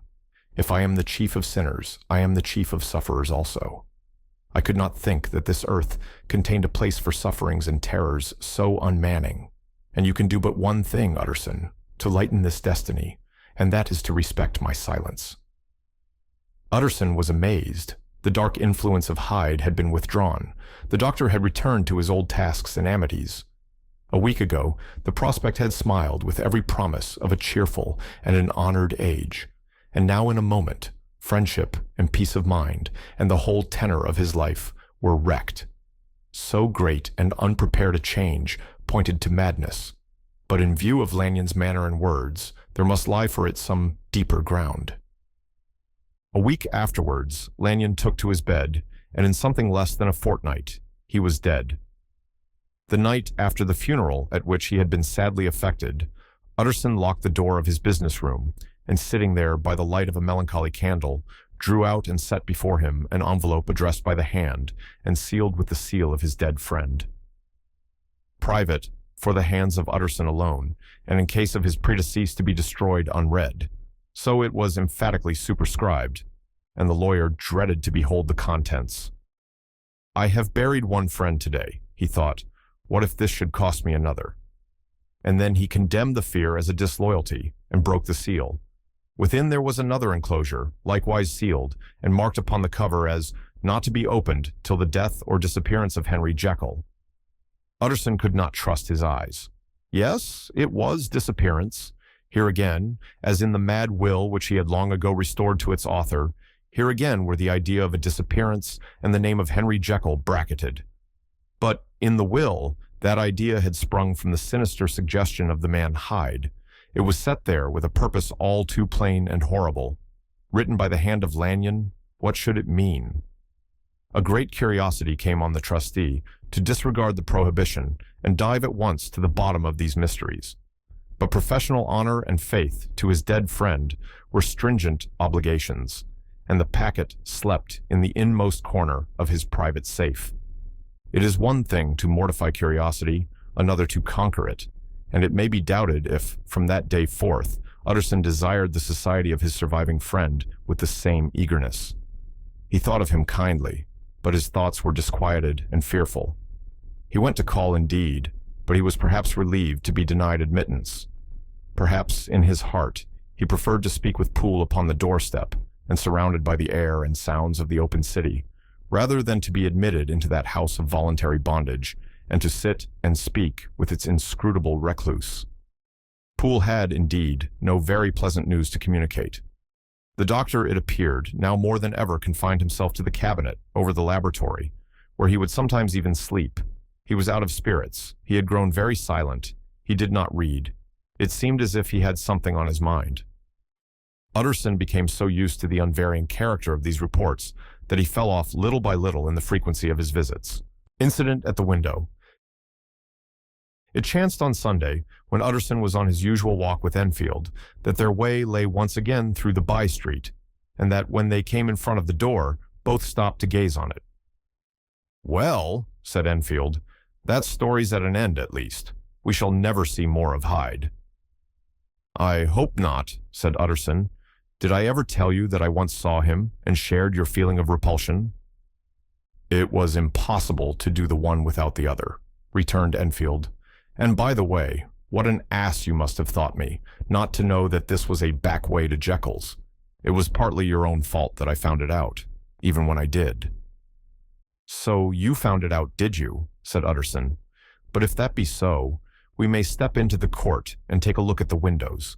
To tell you the truth, I am uneasy about poor Jekyll, and even outside, I feel as if the presence of a friend might do him good." The court was very cool and a little damp, and full of premature twilight, although the sky, high up overhead, was still bright with sunset. The middle one of the three windows was halfway open, and sitting close beside it, taking the air with an infinite sadness of mien, like some disconsolate prisoner, Utterson saw Jekyll. "What, Jekyll?" he cried. "I trust you are better." "I am very low, Utterson," replied the doctor drearily. "Very low. It will not last long, thank God." "You stayed too much indoors," said the lawyer. "You should be out, whipping up the circulation like Enfield and me. This is my cousin, Enfield, Jekyll. Come now, get your hat and take a quick turn with us." "You are very good," sighed the other. "I should like to very much, but no, it is quite impossible. I dare not. But indeed, Utterson, I am very glad to see you. This is really a great pleasure. I would ask you and Enfield up, but the place is really not fit." "Why, then," said the lawyer good-naturedly, "the best thing we can do is to stay down here and speak with you from where we are." "That is just what I was about to venture to propose," returned the doctor with a smile. But the words were hardly uttered before the smile was struck out of his face and succeeded by an expression of such abject terror and despair as froze the very blood of the two gentlemen below. They saw it but for a glimpse, for the window was instantly thrust down, but that glimpse had been sufficient, and they turned and left the court without a word. In silence, too, they traversed the by-street, and it was not until they had come into a neighboring thoroughfare, where even upon a Sunday there were still some stirrings of life, that Utterson at last turned and looked at his companion. They were both pale, and there was an answering horror in their eyes. God forgive us," said Utterson. But Enfield only nodded his head very seriously and walked on once more in silence. The last night. Utterson was sitting by his fireside one evening after dinner when he was surprised to receive a visit from Poole. "Bless me, Poole, what brings you here?" he cried, and then taking a second look at him, "What ails you?" he added. "Is the doctor ill?" "Utterson," said the man, There is something wrong. Take a seat, and here is a glass of wine for you, said the lawyer. Now, take your time, and tell me plainly what you want. You know the doctor's ways, sir, replied Poole, and how he shuts himself up. Well, he's shut up again in the cabinet, and I don't like it, sir. I wish I may die if I like it. Utterson, sir, I'm afraid. Now, my good man, said the lawyer, be explicit. What are you afraid of? I've been afraid for about a week, returned Poole, doggedly disregarding the question, and I can bear it no more. The man's appearance amply bore out his words. His manner was altered for the worse, and except for the moment when he had first announced his terror, he had not once looked the lawyer in the face. Even now, he sat with the glass of wine untasted on his knee, and his eyes directed to a corner of the floor. I can bear it no more, he repeated. Come, said the lawyer, I see you have some good reason, Poole. I see there is something seriously amiss. Try to tell me what it is. I think there's been foul play, said Poole hoarsely. Foul play, cried the lawyer, a good deal frightened and rather inclined to be irritated in consequence. What foul play? What does the man mean? I daren't say, sir, was the answer, but will you come along with me and see for yourself? Utterson's only answer was to rise and get his hat and greatcoat, but he observed with wonder the greatness of the relief that appeared upon the butler's face, and perhaps with no less, that the wine was still untasted when he set it down to follow. It was a wild, cold, seasonable night of March, with a pale moon, lying on her back as though the wind had tilted her, and flying wrack of the most diaphanous and lawny texture. The wind made talking difficult and flecked the blood into the face. It seemed to have swept the streets unusually bare of passengers. Besides, for Utterson thought he had never seen that part of London so deserted. He could have wished it otherwise. Never in his life had he been conscious of so sharp a wish to see and touch his fellow creatures. For struggle as he might, there was borne in upon his mind a crushing anticipation of calamity. The square, when they got there, was full of wind and dust, and the thin trees in the garden were lashing themselves along the railing. Poole, who had kept all the way a pace or two ahead, now pulled up in the middle of the pavement, and in spite of the biting weather, took off his hat and mopped his brow with a red pocket handkerchief. But for all the hurry of his coming, these were not the dews of exertion that he wiped away, but the moisture of some strangling anguish, for his face was white, and his voice, when he spoke, harsh and broken. Well, sir, he said, here we are, and God grant there be nothing wrong. Amen, Poole, said the lawyer. Thereupon the servant knocked in a very guarded manner. The door was opened on the chain, and a voice asked from within, Is that you, Poole? It's all right, said Poole. Open the door. The hall, when they entered it, was brightly lighted up. The fire was built high, and about the hearth the whole of the servants, men and women, stood huddled together like a flock of sheep. At the sight of Utterson, the housemaid broke into hysterical whimpering, and the cook, crying out, Bless God, it's Utterson, ran forward as if to take him in her arms. What, are you all here? Said the lawyer peevishly. Very irregular, very unseemly. Your master would be far from pleased. They're all afraid, said Poole. Blank silence followed, no one protesting. Only the maid lifted her voice and now wept loudly. Hold your tongue, Poole said to her with a ferocity of accent that testified to his own jangled nerves. And indeed, when the girl had so suddenly raised the note of her lamentation, they had all started and turned towards the inner door with faces of dreadful expectation. And now, continued the butler, addressing the knife boy, reach me a candle, and we'll get this through hands at once. And then he begged Utterson to follow him, and led the way to the back garden. Now, sir, said he, you come as gently as you can. I want you to hear, and I don't want you to be heard. And see here, sir, if by any chance he was to ask you in, don't go. Utterson's nerves, at this unlooked-for termination, gave a jerk that nearly threw him from his balance. But he recollected his courage, and followed the butler into the laboratory building, through the surgical theater, with its lumber of crates and bottles, to the foot of the stair. Here Poole motioned him to stand on one side and listen, while he himself, setting down the candle and making a great and obvious call on his resolution, mounted the steps and knocked with a somewhat uncertain hand on the red baize of the cabinet door. "Utterson, sir, asking to see you," he called, and even as he did so, once more violently signed to the lawyer to give ear. A voice answered from within. "Tell him I cannot see anyone," it said complainingly.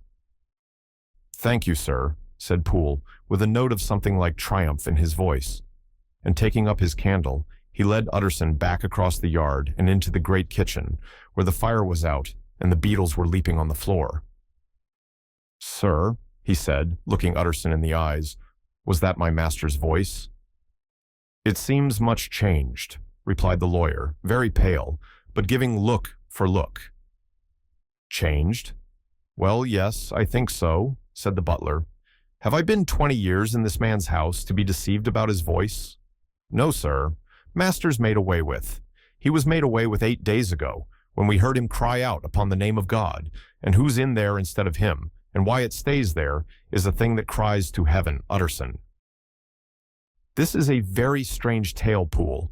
This is rather a wild tale, my man," said Utterson, biting his finger. "Suppose it were as you suppose. Supposing Jekyll to have been, well, murdered. What could induce the murderer to stay? That won't hold water. It doesn't commend itself to reason." "Well, Utterson, you are a hard man to satisfy, but I'll do it yet," said Poole. "All this last week, you must know, him or it, whatever it is that lives in that cabinet, has been crying night and day for some sort of medicine and cannot get it to his mind. It was sometimes his way, the master's that is, to write his orders on a sheet of paper and throw it on the stair. We've had nothing else this week back, nothing but papers and a closed door and the very meals left there to be smuggled in when nobody was looking. Well, sir, every day, aye, and twice and thrice in the same day, there have been orders and complaints, and I have been sent flying to all the wholesale chemists in town. Every time I brought the stuff back, there would be another paper telling me to return it because it was not pure, and another order to a different firm. This drug is wanted bitter bad, sir, whatever for." "Have you any of these papers?" asked Utterson. Poole felt in his pocket and handed out a crumpled note, which the lawyer, bending nearer to the candle, carefully examined. Its contents ran thus. "Jekyll presents his compliments to Ma. He assures them that their last sample is impure and quite useless for his present purpose. In the year 18, purchased a somewhat large quantity from, he now begs them to search with most sedulous care, and should any of the same quality be left, forward it to him at once. Expense is no consideration. The importance of this, too, can hardly be exaggerated." So far the letter had run composedly enough, but here with a sudden splutter of the pen, the writer's emotion had broken loose. "For God's sake," he added, "find me some of the old." "This is a strange note," said Utterson, and then sharply, "How do you come to have it open?" "The man at Ma's was main angry, sir, and he threw it back to me like so much dirt," returned Poole. "This is unquestionably the doctor's hand, do you know?" resumed the lawyer. "I thought it looked like it," said the servant rather sulkily, and then, with another voice, "But what matters hand of right?" he said. "I've seen him." "Seen him?" repeated Utterson. "Well, that's it," said Poole. "It was this way. I came suddenly into the theater from the garden. It seems he had slipped out to look for this drug, or whatever it is, for the cabinet door was open, and there he was at the far end of the room digging among the crates. He looked up when I came in, gave a kind of cry, and whipped upstairs into the cabinet. It was but for 1 minute that I saw him, but the hair stood upon my head like quills. Sir, if that was my master, why had he a mask upon his face? If it was my master, why did he cry out like a rat and run from me? I have served him long enough. And then—" The man paused and passed his hand over his face. "These are all very strange circumstances," said Utterson, "but I think I begin to see daylight. Your master, Poole, is plainly seized with one of those maladies that both torture and deform the sufferer. Hence, for aught I know, the alteration of his voice. Hence the mask and the avoidance of his friends. Hence his eagerness to find this drug, by means of which the poor soul retains some hope of ultimate recovery. God grant that he be not deceived. There is my explanation. It is sad enough, Poole, aye, and appalling to consider, but it is plain and natural, hangs well together, and delivers us from all exorbitant alarms. Sir, said the butler, turning to a sort of mottled pallor, that thing was not my master, and there's the truth.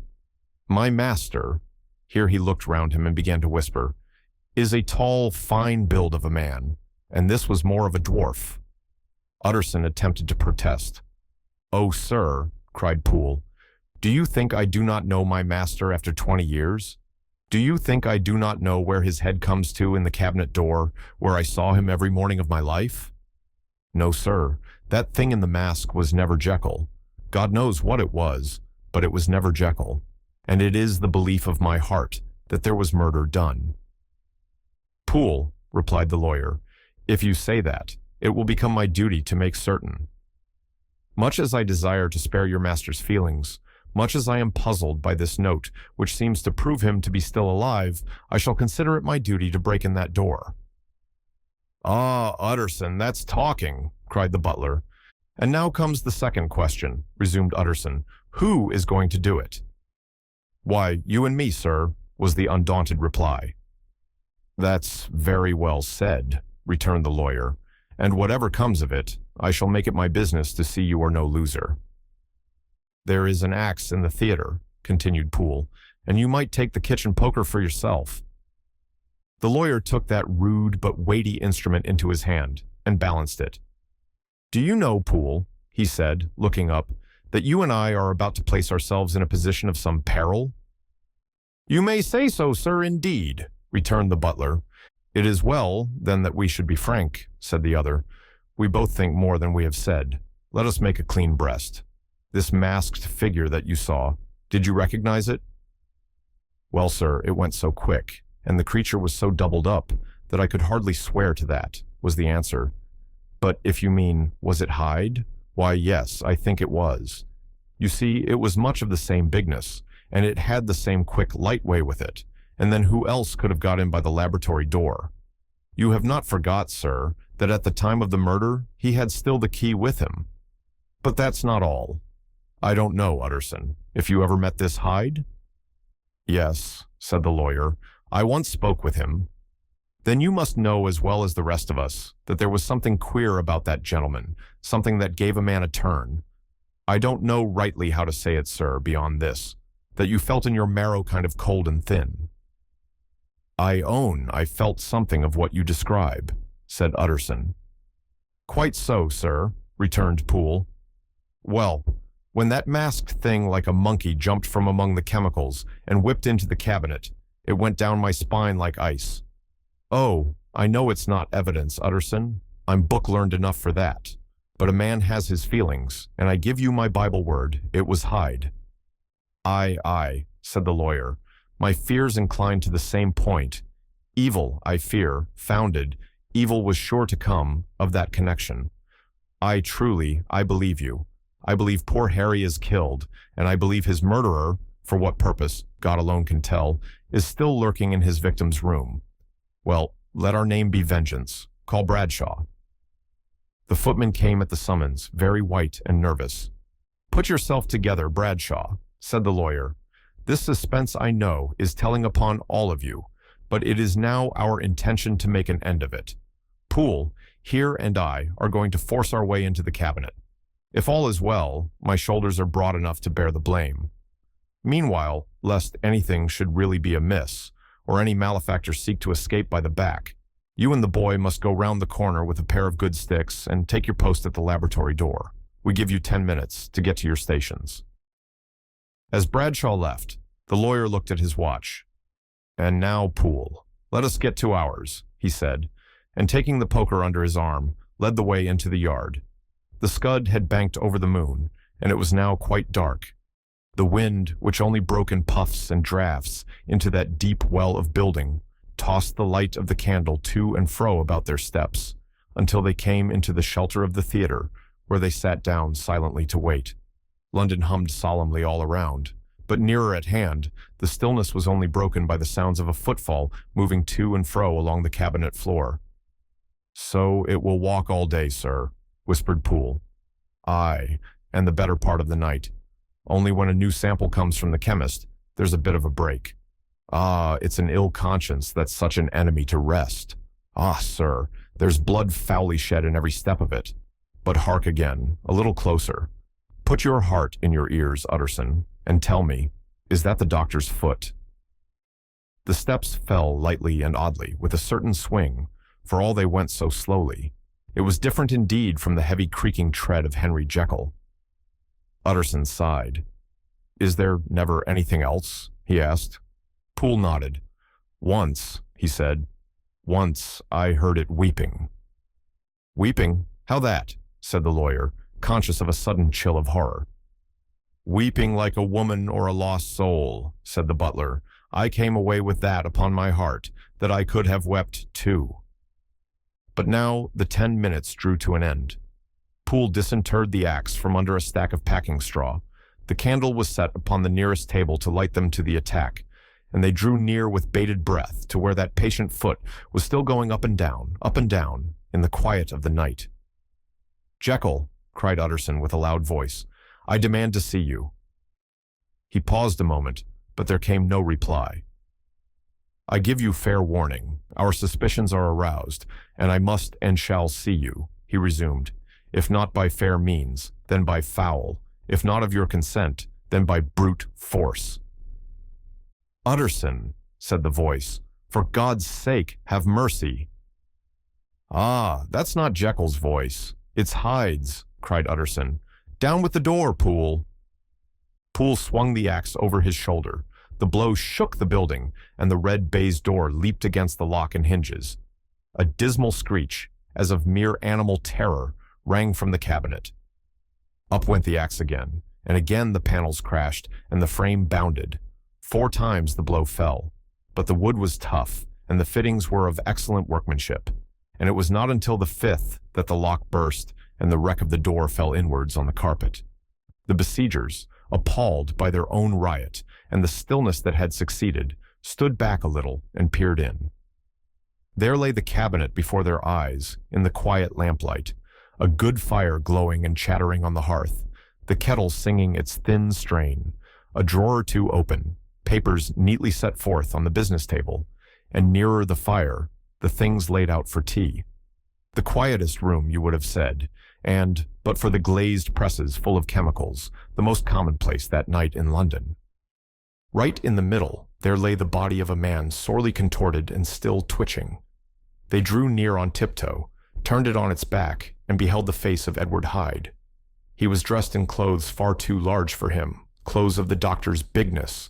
The cords of his face still moved with a semblance of life, but life was quite gone, and by the crushed phial in the hand and the strong smell of kernels that hung upon the air, Utterson knew that he was looking on the body of a self-destroyer. "We have come too late," he said sternly, "whether to save or punish. Hyde is gone to his account, and it only remains for us to find the body of your master." The far greater proportion of the building was occupied by the theater, which filled almost the whole ground story and was lighted from above, and by the cabinet, which formed an upper story at one end and looked upon the court. A corridor joined the theater to the door on the by-street, and with this the cabinet communicated separately by a second flight of stairs. There were besides a few dark closets and a spacious cellar. All these they now thoroughly examined. Each closet needed but a glance, for all were empty, and all, by the dust that fell from their doors, had stood long unopened. The cellar, indeed, was filled with crazy lumber, mostly dating from the times of the surgeon who was Jekyll's predecessor. But even as they opened the door, they were advertised of the uselessness of further search by the fall of a perfect mat of cobweb, which had for years sealed up the entrance. Nowhere was there any trace of Henry Jekyll, dead or alive. Poole stamped on the flags of the corridor. "He must be buried here," he said, hearkening to the sound. "Or he may have fled," said Utterson, and he turned to examine the door in the by-street. It was locked, and lying nearby on the flags, they found the key, already stained with rust. "This does not look like use," observed the lawyer. "Use," echoed Poole.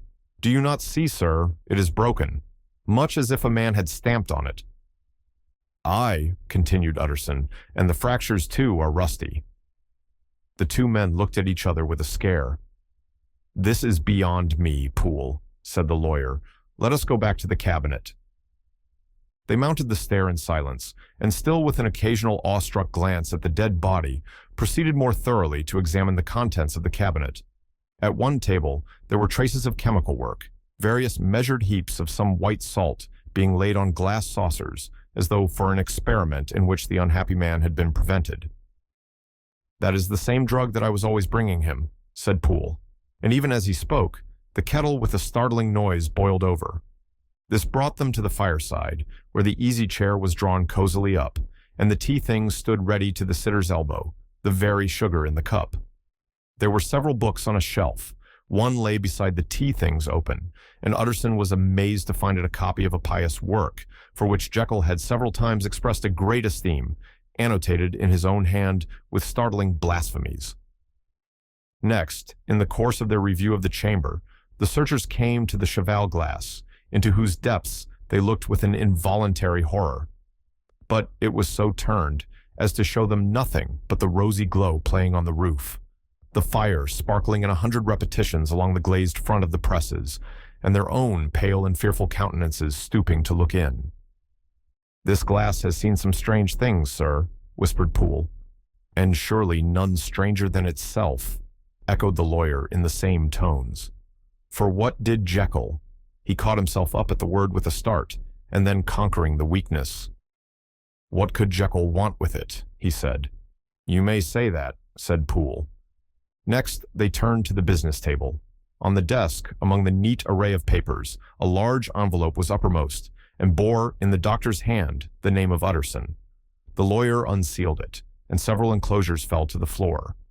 The first was a will, drawn in the same eccentric terms as the one which he had returned 6 months before, to serve as a testament in case of death, and as a deed of gift in case of disappearance. But in place of the name of Edward Hyde, the lawyer, with indescribable amazement, read the name of Gabriel John Utterson. He looked at Poole, and then back at the paper, and last of all at the dead malefactor, stretched upon the carpet. "My head goes round," he said. "He has been all these days in possession. He had no cause to like me. He must have raged to see himself displaced, and he has not destroyed this document." He caught up the next paper. It was a brief note in the doctor's hand and dated at the top. "Oh, Poole," the lawyer cried, "he was alive and here this day. He cannot have been disposed of in so short a space. He must be still alive. He must have fled. And then, why fled? And how? And in that case, can we venture to declare this suicide? Oh, we must be careful. I foresee that we may yet involve your master in some dire catastrophe." "Why don't you read it, sir?" asked Poole. "Because I fear," replied the lawyer solemnly. "God grant I have no cause for it." And with that, he brought the paper to his eyes and read as follows. "My dear Utterson, when this shall fall into your hands, I shall have disappeared, under what circumstances I have not the penetration to foresee. But my instinct and all the circumstances of my nameless situation tell me that the end is sure and must be early. Go then, and first read the narrative which Lanyon warned me he was to place in your hands, and if you care to hear more, turn to the confession of your unworthy and unhappy friend, Henry Jekyll." "There was a third enclosure?" asked Utterson. "Here, sir," said Poole, and gave into his hands a considerable packet sealed in several places. The lawyer put it in his pocket. "I would say nothing of this paper. If your master has fled or is dead, we may at least save his credit. It is now 10. I must go home and read these documents in quiet, but I shall be back before midnight, when we shall send for the police." They went out, locking the door of the theater behind them, and Utterson, once more leaving the servants gathered about the fire in the hall, trudged back to his office to read the 2 narratives in which this mystery was now to be explained. Lanyon's narrative. On the 9th of January, now 4 days ago, I received by the evening delivery a registered envelope, addressed in the hand of my colleague and old school companion, Henry Jekyll. I was a good deal surprised by this, for we were by no means in the habit of correspondence. I had seen the man, dined with him, indeed, the night before, and I could imagine nothing in our intercourse that should justify formality of registration. The contents increased my wonder, for this is how the letter ran. 10th December, 1830. Dear Lanyon, you are one of my oldest friends, and although we may have differed at times on scientific questions, I cannot remember, at least on my side, any break in our affection. There was never a day when, if you had said to me, Jekyll, my life, my honor, my reason, depend upon you, I would not have sacrificed my left hand to help you. Lanyon, my life, my honor, my reason are all at your mercy. If you fail me tonight, I am lost. You might suppose, after this preface, that I am going to ask you for something dishonorable to grant. Judge for yourself. I want you to postpone all other engagements for tonight. Even if you were summoned to the bedside of an emperor, to take a cab, unless your carriage should be actually at the door, and with this letter in your hand for consultation, to drive straight to my house. Poole, my butler, has his orders. You will find him waiting your arrival with a locksmith. The door of my cabinet is then to be forced, and you are to go in alone, to open the glazed press, letter E, on the left hand, breaking the lock if it be shut, and to draw out, with all its contents as they stand, the fourth drawer from the top, or, which is the same thing, the third from the bottom. In my extreme distress of mind, I have a morbid fear of misdirecting you. But even if I am in error, you may know the right drawer by its contents, some powders, a file, and a paper book.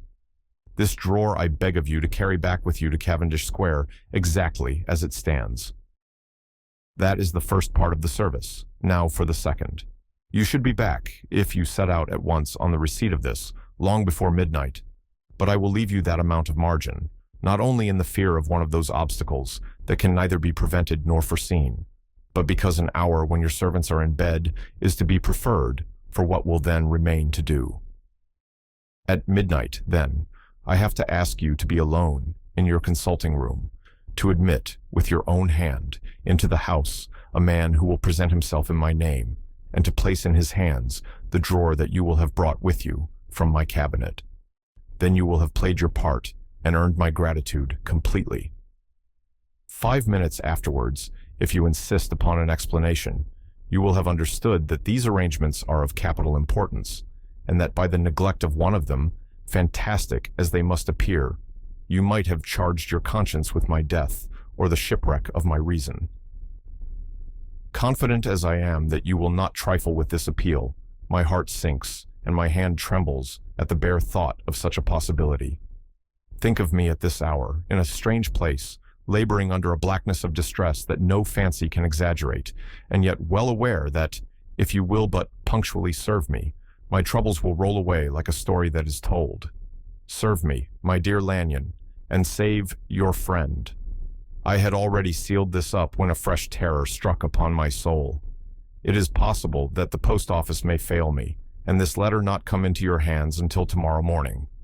In that case, dear Lanyon, do my errand when it shall be most convenient for you in the course of the day, and once more, expect my messenger at midnight. It may then already be too late, and if that night passes without event, you will know that you have seen the last of Henry Jekyll. Upon the reading of this letter, I made sure my colleague was insane, but till that was proved beyond the possibility of doubt, I felt bound to do as he requested. The less I understood of this farrago, the less I was in a position to judge of its importance, and an appeal so worded could not be set aside without a grave responsibility. I rose accordingly from table, got into a hansom, and drove straight to Jekyll's house. The butler was awaiting my arrival. He had received by the same post as mine a registered letter of instruction, and had sent at once for a locksmith and a carpenter. The tradesmen came while we were yet speaking, and we moved in a body to old Denman's surgical theater, from which, as you are doubtless aware, Jekyll's private cabinet is most conveniently entered. The door was very strong, the lock excellent. The carpenter avowed he would have great trouble and have to do much damage if force were to be used, and the locksmith was near despair. But this last was a handy fellow, and after 2 hours' work, the door stood open. The press marked E was unlocked, and I took out the drawer, had it filled up with straw and tied in a sheet, and returned with it to Cavendish Square. Here I proceeded to examine its contents. The powders were neatly enough made up, but not with the nicety of the dispensing chemist, so that it was plain they were of Jekyll's private manufacture. And when I opened one of the wrappers, I found what seemed to me a simple crystalline salt of a white color.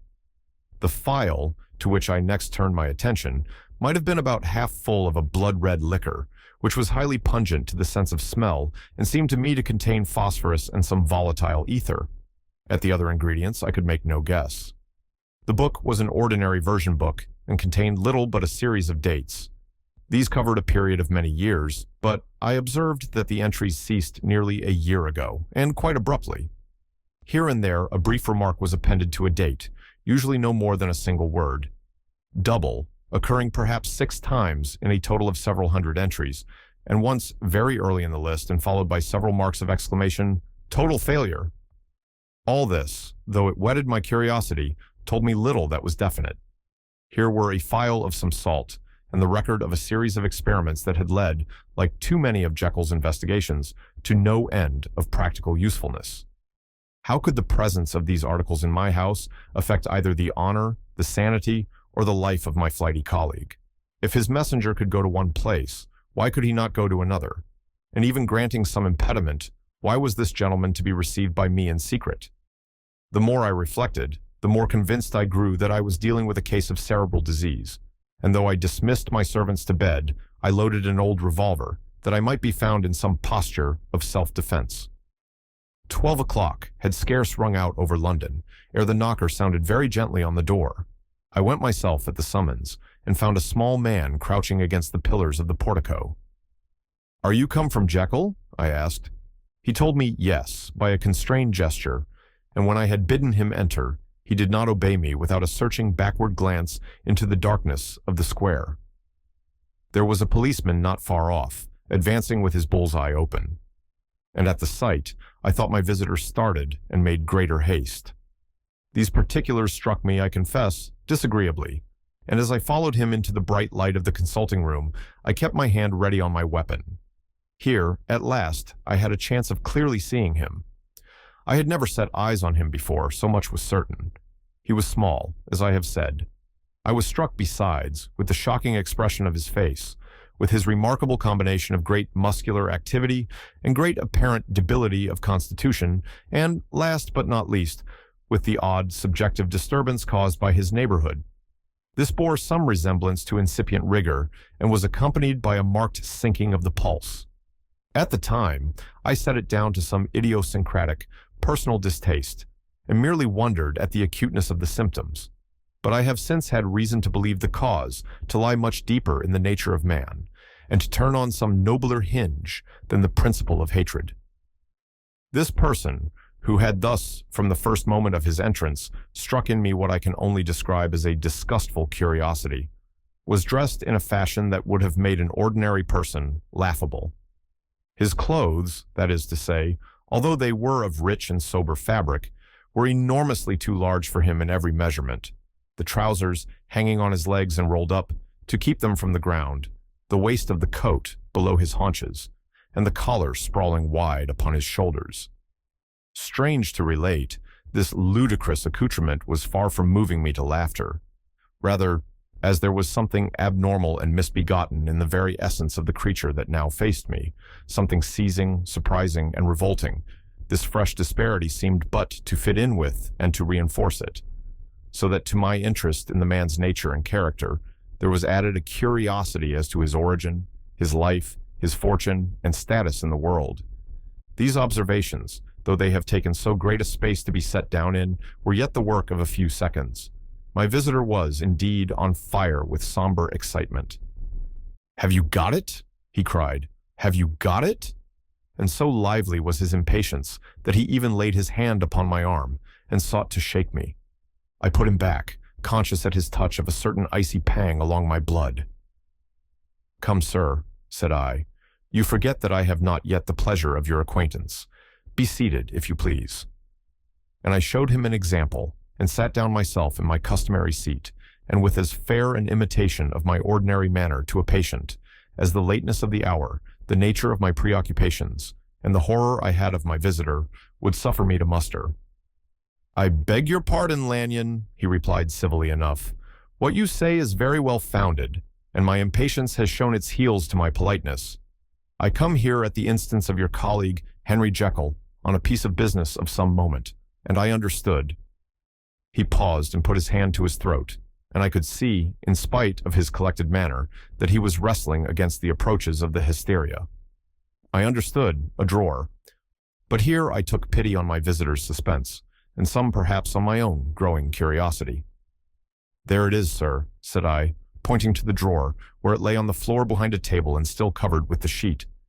He sprang to it, and then paused and laid his hand upon his heart.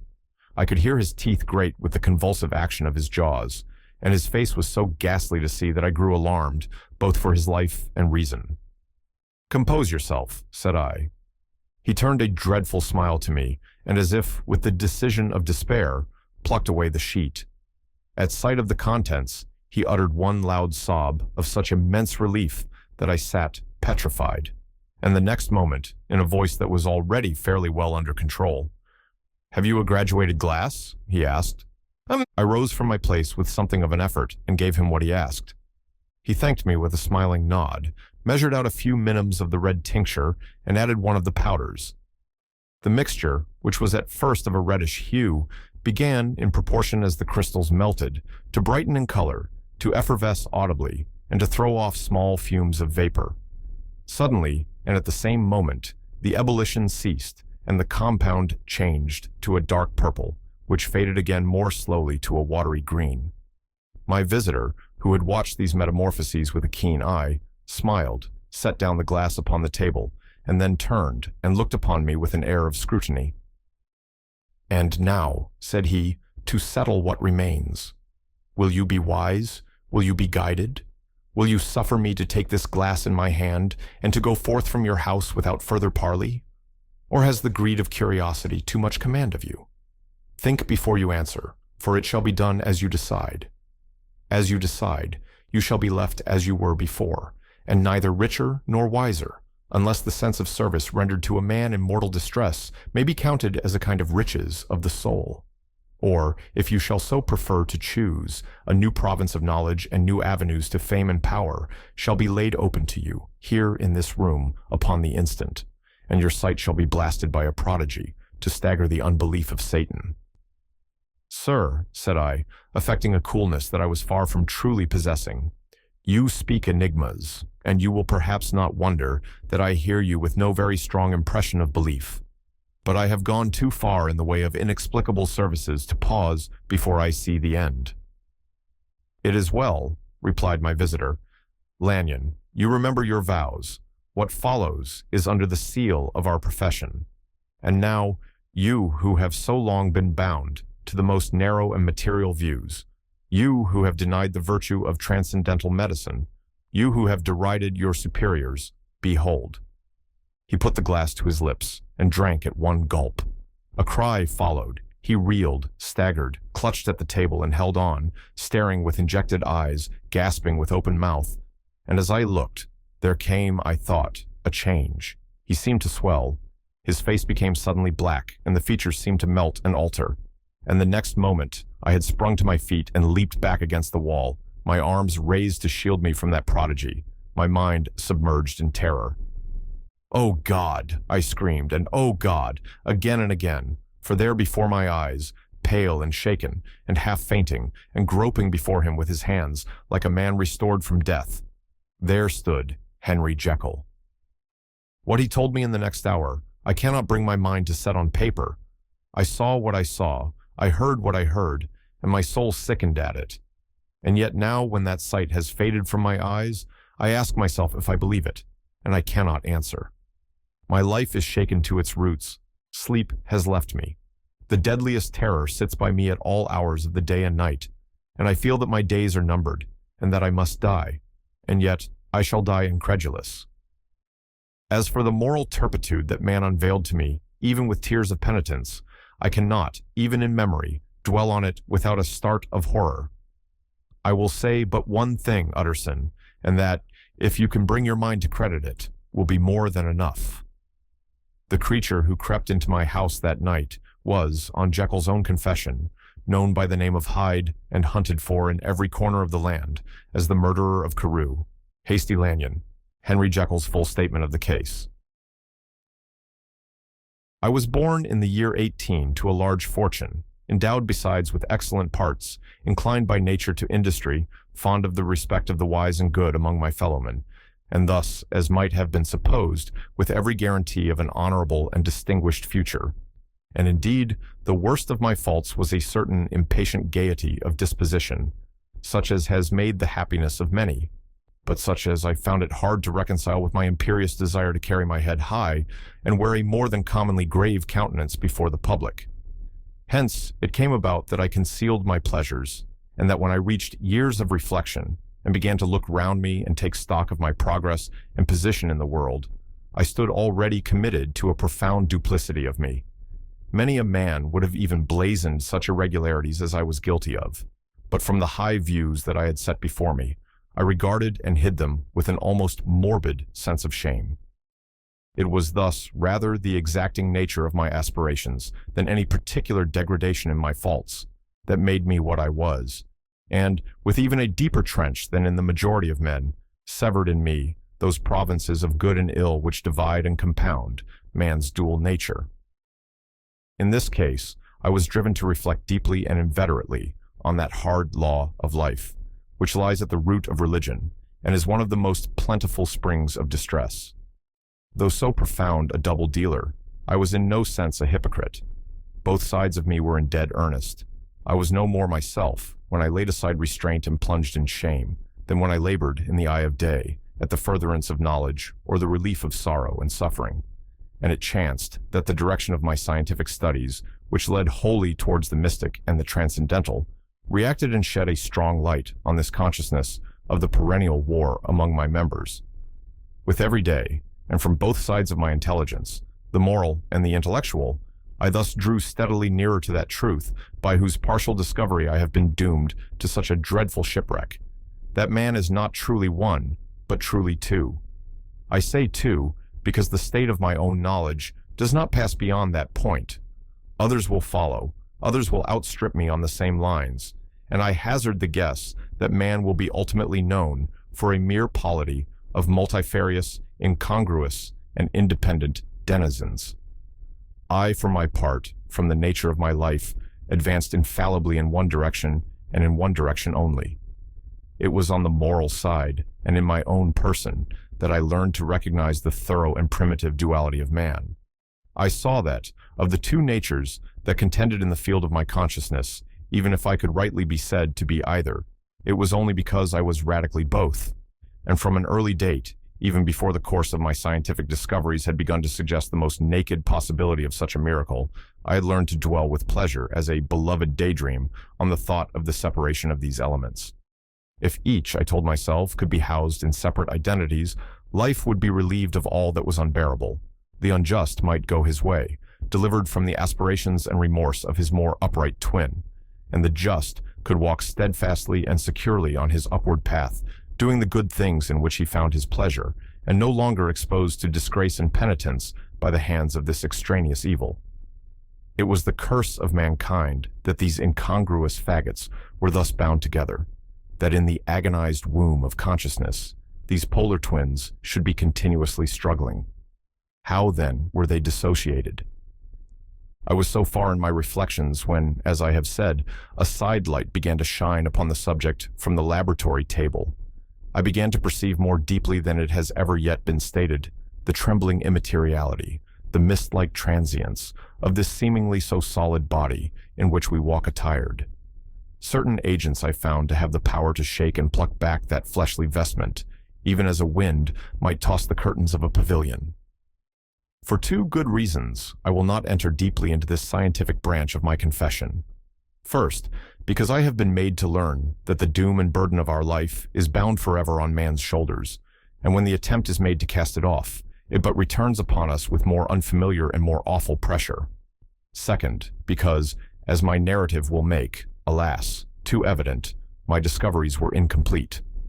Enough, then, that I not only recognized my natural body from the mere aura and effulgence of certain of the powers that made up my spirit, but managed to compound a drug by which these powers should be dethroned from their supremacy, and a second form and countenance substituted, none the less natural to me, because they were the expression and bore the stamp of lower elements in my soul. I hesitated long before I put this theory to the test of practice. I knew well that I risked death, for any drug that so potently controlled and shook the very fortress of identity might, by the least scruple of an overdose, or at the least inopportunity in the moment of exhibition, utterly blot out that immaterial tabernacle which I looked to it to change. But the temptation of a discovery so singular and profound at last overcame the suggestions of alarm. I had long since prepared my tincture. I purchased at once from a firm of wholesale chemists a large quantity of a particular salt, which I knew, from my experiments, to be the last ingredient required, and late one accursed night I compounded the elements, watched them boil and smoke together in the glass, and when the ebullition had subsided, with a strong glow of courage, drank off the potion. The most racking pangs succeeded, a grinding in the bones, deadly nausea, and a horror of the spirit that cannot be exceeded at the hour of birth or death. Then these agonies began swiftly to subside, and I came to myself as if out of a great sickness. There was something strange in my sensations, something indescribably new, and, from its very novelty, incredibly sweet. I felt younger, lighter, happier in body. Within I was conscious of a heady recklessness, a current of disordered sensual images running like a mill race in my fancy, a solution of the bonds of obligation, an unknown, but not an innocent freedom of the soul. I knew myself, at the first breath of this new life, to be more wicked, tenfold more wicked, sold a slave to my original evil, and the thought, in that moment, braced and delighted me like wine. I stretched out my hands, exulting in the freshness of these sensations, and in the act, I was suddenly aware that I had lost in stature. There was no mirror at that date in my room. That which stands beside me as I write was brought there later on, and for the very purpose of these transformations. The night, however, was far gone into the morning. The morning, black as it was nearly ripe for the conception of the day. The inmates of my house were locked in the most rigorous hours of slumber, and I determined, flushed as I was with hope and triumph, to venture in my new shape as far as to my bedroom. I crossed the yard, wherein the constellations looked down upon me. I could have thought, with wonder, the first creature of that sort, that their unsleeping vigilance had yet disclosed to them. I stole through the corridors, a stranger in my own house, and coming to my room, I saw for the first time the appearance of Edward Hyde. I must here speak by theory alone, saying not that which I know, but that which I suppose to be most probable. The evil side of my nature, to which I had now transferred the stamping efficacy, was less robust and less developed than the good which I had just deposed. Again, in the course of my life, which had been, after all, 9/10 a life of effort, virtue, and control, it had been much less exercised and much less exhausted. And hence, as I think, it came about that Edward Hyde was so much smaller, slighter, and younger than Henry Jekyll. Even as good shone upon the countenance of the one, evil was written broadly and plainly on the face of the other. Evil besides, which I must still believe to be the lethal side of man, had left on that body an imprint of deformity and decay. And yet, when I looked upon that ugly idol in the glass, I was conscious of no repugnance, rather of a leap of welcome. This, too, was myself. It seemed natural and human. In my eyes, it bore a livelier image of the spirit. It seemed more express and single than the imperfect and divided countenance I had been hitherto accustomed to call mine. And in so far, I was doubtless right. I have observed that when I wore the semblance of Edward Hyde, none could come near to me at first without a visible misgiving of the flesh. This, as I take it, was because all human beings, as we meet them, are commingled out of good and evil. And Edward Hyde, alone in the ranks of mankind, was pure evil. I lingered but a moment at the mirror. The second and conclusive experiment had yet to be attempted. It yet remained to be seen if I had lost my identity beyond redemption and must flee before daylight from a house that was no longer mine. And hurrying back to my cabinet, I once more prepared and drank the cup, once more suffered the pangs of dissolution, and came to myself once more with the character, the stature, and the face of Henry Jekyll. That night I had come to the fatal crossroads. Had I approached my discovery in a more noble spirit? Had I risked the experiment while under the empire of generous or pious aspirations? All must have been otherwise, and from these agonies of death and birth, I had come forth an angel instead of a fiend. The drug had no discriminating action. It was neither diabolical nor divine. It but shook the doors of the prison house of my disposition, and like the captives of Philippi, that which stood within ran forth. At that time my virtue slumbered. My evil, kept awake by ambition, was alert and swift to seize the occasion, and the thing that was projected was Edward Hyde. Hence, although I had now two characters as well as two appearances, one was wholly evil, and the other was still the old Henry Jekyll, that incongruous compound of whose reformation and improvement I had already learned to despair. The movement was thus wholly toward the worse. Even at that time, I had not conquered my aversions to the dryness of a life of study. I would still be merrily disposed at times, and as my pleasures were, to say the least, undignified, and I was not only well known and highly considered, but growing towards the elderly man, this incoherency of my life was daily growing more unwelcome. It was on this side that my new power tempted me until I fell in slavery. I had but to drink the cup, to doff at once the body of the noted professor, and to assume, like a thick cloak, that of Edward Hyde. I smiled at the notion. It seemed to me at the time to be humorous, and I made my preparations with the most studious care. I took and furnished that house in Soho, to which Hyde was tracked by the police, and engaged as a housekeeper a creature whom I knew well to be silent and unscrupulous. On the other side, I announced to my servants that a Hyde, whom I described, was to have full liberty and power about my house in the square, and to parry mishaps, I even called and made myself a familiar object in my second character. I next drew up that will to which you so much objected, so that if anything befell me in the person of Jekyll, I could enter on that of Edward Hyde without pecuniary loss. And thus, fortified as I supposed on every side, I began to profit by the strange immunities of my position. Men have before hired bravos to transact their crimes, while their own person and reputation sat under shelter. I was the first that ever did so for his pleasures. I was the first that could plod in the public eye with a load of genial respectability, and in a moment, like a schoolboy, strip off these lendings and spring headlong into the sea of liberty. But for me, in my impenetrable mantle, the safety was complete. Think of it. I did not even exist. Let me but escape into my laboratory door. Give me but a second or two to mix and swallow the draught that I had always standing ready, and whatever he had done, Edward Hyde would pass away like the stain of breath upon a mirror, and there in his stead, quietly at home, trimming the midnight lamp in his study, a man who could afford to laugh at suspicion, would be Henry Jekyll. The pleasures which I made haste to seek in my disguise were, as I have said, undignified. I would scarce use a harder term. But in the hands of Edward Hyde, they soon began to turn toward the monstrous. When I would come back from these excursions, I was often plunged into a kind of wonder at my vicarious depravity. This familiar that I called out of my own soul and sent forth alone to do his good pleasure was a being inherently malign and villainous. His every act and thought centered on self, drinking pleasure with bestial avidity from any degree of torture to another, relentless, like a man of stone. Henry Jekyll stood at times aghast before the acts of Edward Hyde, but the situation was apart from ordinary laws and insidiously relaxed the grasp of conscience.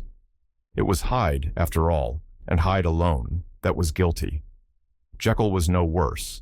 He woke again to his good qualities seemingly unimpaired. He would even make haste, where it was possible, to undo the evil done by Hyde, and thus his conscience slumbered. Into the details of the infamy at which I thus connived, for even now I can scarce grant that I committed it, I have no design of entering. I mean but to point out the warnings and the successive steps with which my chastisement approached. I met with one accident which, as it brought on no consequence, I shall no more than mention. An act of cruelty to a child aroused against me the anger of a passer-by, whom I recognized the other day in the person of your kinsman. The doctor and the child's family joined him. There were moments when I feared for my life, and at last, in order to pacify their too just resentment, Edward Hyde had to bring them to the door and pay them in a check drawn in the name of Henry Jekyll. But this danger was easily eliminated from the future by opening an account at another bank in the name of Edward Hyde himself, and when, by sloping my own hand backward, I had supplied my double with a signature, I thought I sat beyond the reach of fate. Some 2 months before the murder of Sir Danvers, I had been out for one of my adventures, had returned at a late hour, and woke the next day in bed with somewhat odd sensations. It was in vain I looked about me. In vain I saw the decent furniture and tall proportions of my room in the square. In vain that I recognized the pattern of the bed curtains and the design of the mahogany frame. Something still kept insisting that I was not where I was, that I had not wakened where I seemed to be, but in the little room in Soho where I was accustomed to sleep in the body of Edward Hyde. I smiled to myself, and in my psychological way, began lazily to inquire into the elements of this illusion, occasionally, even as I did so, dropping back into a comfortable morning doze. I was still so engaged when, in one of my more wakeful moments, my eyes fell upon my hand. Now the hand of Henry Jekyll, as you have often remarked, was professional in shape and size. It was large, firm, white, and comely. But the hand which I now saw, clearly enough, in the yellow light of a mid-London morning, lying half shut on the bedclothes, was lean, corded, knuckly, of a dusky pallor, and thickly shaded with a swart growth of hair. It was the hand of Edward Hyde. I must have stared upon it for near half a minute, sunk as I was in the mere stupidity of wonder, before terror woke up in my breast, as sudden and startling as the crash of cymbals, and bounding from my bed, I rushed to the mirror. At the sight that met my eyes, my blood was changed into something exquisitely thin and icy. Yes, I had gone to bed Henry Jekyll. I had awakened Edward Hyde. How was this to be explained, I asked myself, and then, with another bound of terror, how was it to be remedied? It was well on in the morning. The servants were up. All my drugs were in the cabinet. A long journey down 2 pairs of stairs, through the back passage, across the open court, and through the anatomical theater, from where I was then standing, horror-struck. It might indeed be possible to cover my face, but of what use was that when I was unable to conceal the alteration in my stature? And then, with an overpowering sweetness of relief, it came back upon my mind that the servants were already used to the coming and going of my second self. I had soon dressed, as well as I was able, in clothes of my own size, had soon passed through the house, where Bradshaw stared and drew back at seeing Hyde at such an hour and in such a strange array. And 10 minutes later, Jekyll had returned to his own shape and was sitting down, with a darkened brow, to make a feint of breakfasting. Small indeed was my appetite. This inexplicable incident, this reversal of my previous experience, seemed, like the Babylonian finger on the wall, to be spelling out the letters of my judgment, and I began to reflect more seriously than ever before on the issues and possibilities of my double existence. That part of me which I had the power of projecting had lately been much exercised and nourished. It had seemed to me of late as though the body of Edward Hyde had grown in stature, as though, when I wore that form, I were conscious of a more generous tide of blood, and I began to spy a danger that, if this were much prolonged, the balance of my nature might be permanently overthrown, the power of voluntary change be forfeited, and the character of Edward Hyde become irrevocably mine. The power of the drug had not been always equally displayed. Once, very early in my career, it had totally failed me. Since then, I had been obliged on more than one occasion to double, and once, with infinite risk of death, to treble the amount. And these rare uncertainties had cast hitherto the sole shadow on my contentment. Now, however, and in the light of that morning's accident, I was led to remark that whereas, in the beginning, the difficulty had been to throw off the body of Jekyll, it had of late gradually but decidedly transferred itself to the other side. All things therefore seemed to point to this, that I was slowly losing hold of my original and better self, and becoming slowly incorporated with my second and worse. Between these two, I now felt I had to choose. My two natures had memory in common, but all other faculties were most unequally shared between them. Jekyll, who was composite, now with the most sensitive apprehensions, now with a greedy gusto, projected and shared in the pleasures and adventures of Hyde. But Hyde was indifferent to Jekyll, or but remembered him as the mountain bandit remembers the cavern in which he conceals himself from pursuit. Jekyll had more than a father's interest. Hyde had more than a son's indifference. To cast in my lot with Jekyll was to die to those appetites which I had long secretly indulged and had of late begun to pamper. To cast it in with Hyde was to die to 1,000 interests and aspirations, and to become, at a blow and forever, despised and friendless. The bargain might appear unequal, but there was still another consideration in the scales. For while Jekyll would suffer smartingly in the fires of abstinence, Hyde would be not even conscious of all that he had lost. Strange as my circumstances were, the terms of this debate are as old and commonplace as man.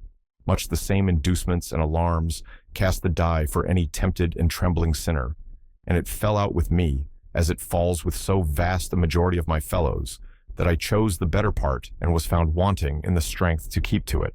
I do not suppose that when a drunkard reasons with himself upon his vice, he is once out of 500 times affected by the dangers that he runs through his brutish physical insensibility. Neither had I, long as I had considered my position, made enough allowance for the complete moral insensibility and insensate readiness to evil, which were the leading characters of Edward Hyde. Yet it was by these that I was punished. My devil had been long caged. He came out roaring. I was conscious, even when I took the draught, of a more unbridled, a more furious propensity to ill. It must have been this, I suppose, that stirred in my soul that tempest of impatience with which I listened to the civilities of my unhappy victim. I declare, at least before God, no man morally sane could have been guilty of that crime upon so pitiful a provocation, and that I struck in no more reasonable spirit than that in which a sick child may break a plaything. But I had voluntarily stripped myself of all those balancing instincts by which even the worst of us continues to walk with some degree of steadiness among temptations, and in my case, to be tempted, however slightly, was to fall.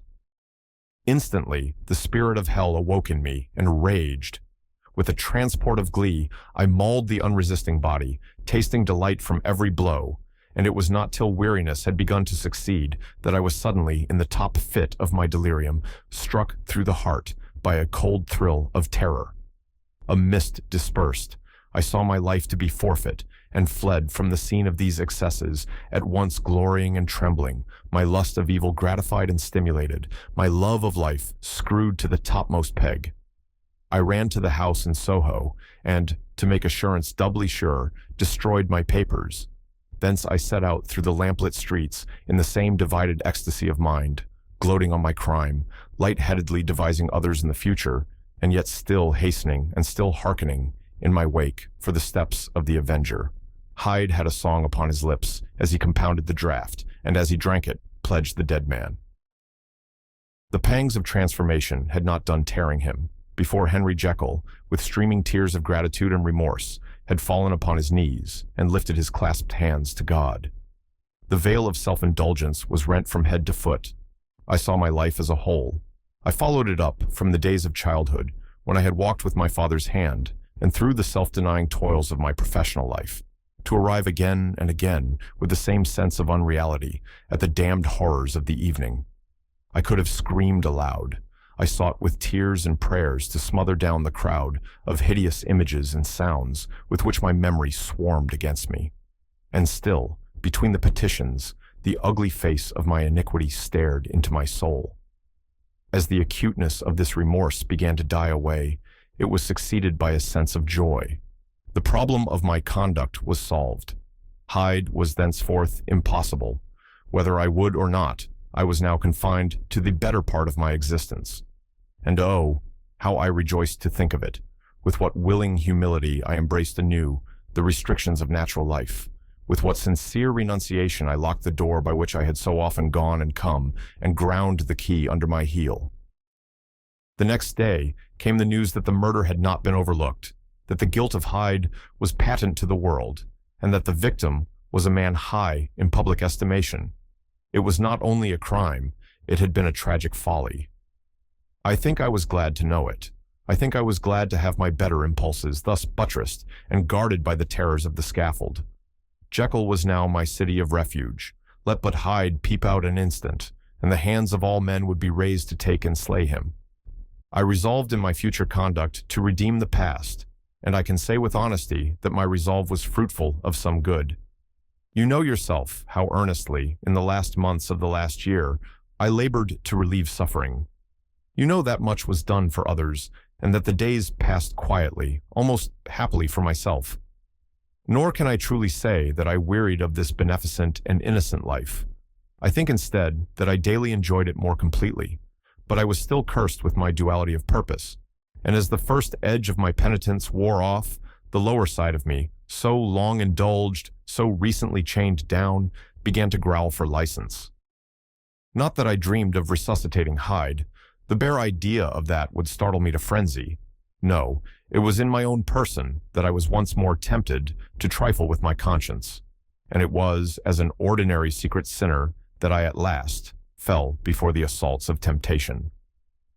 There comes an end to all things. The most capacious measure is filled at last, and this brief condescension to my evil finally destroyed the balance of my soul. And yet I was not alarmed. The fall seemed natural, like a return to the old days before I had made my discovery.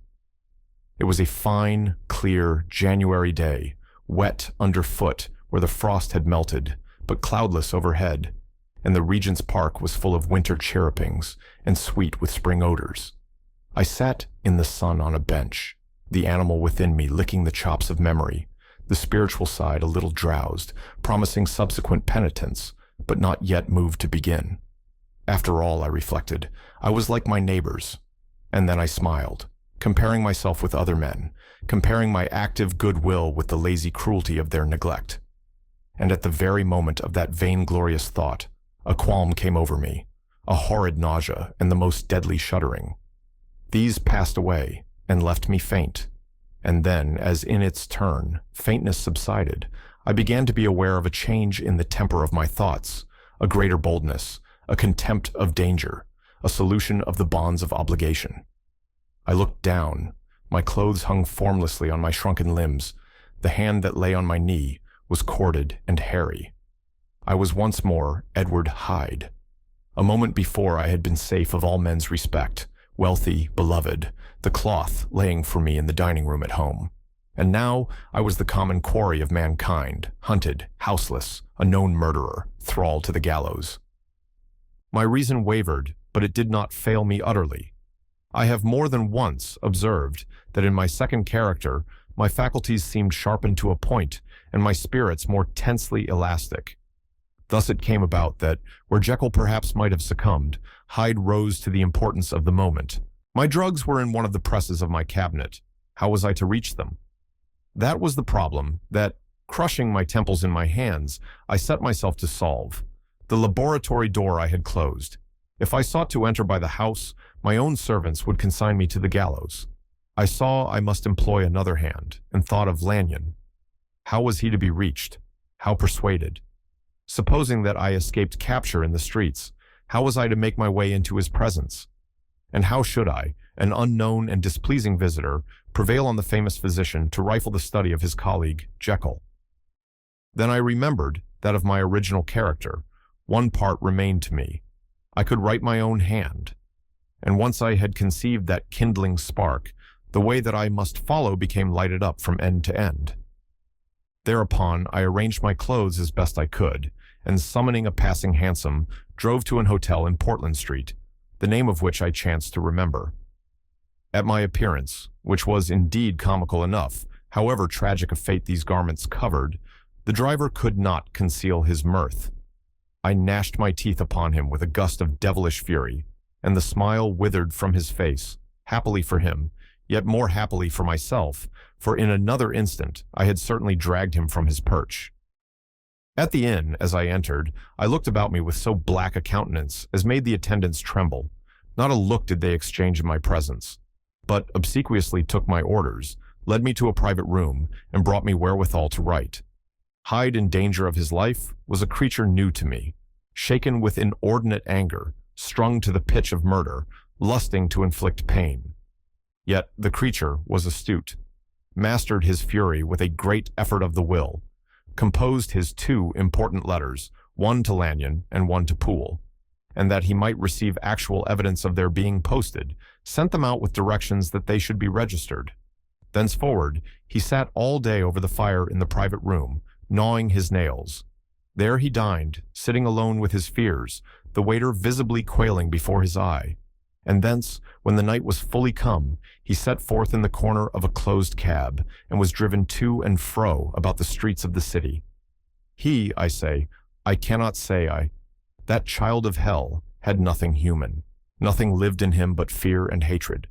And when at last, thinking the driver had begun to grow suspicious, he discharged the cab and ventured on foot, attired in his misfitting clothes, an object marked out for observation, into the midst of the nocturnal passengers, these two base passions raged within him like a tempest.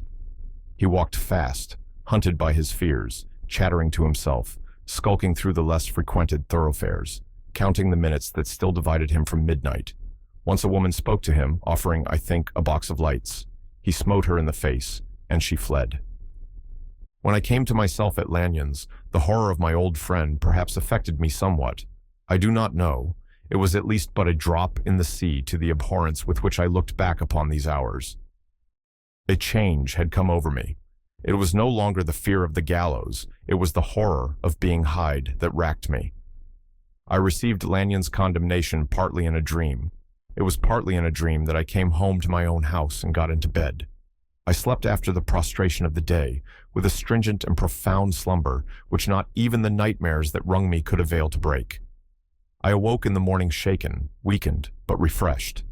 I still hated and feared the thought of the brute that slept within me, and I had not, of course, forgotten the appalling dangers of the day before, but I was once more at home, in my own house, and close to my drugs, and gratitude for my escape shone so strong in my soul that it almost rivaled the brightness of hope.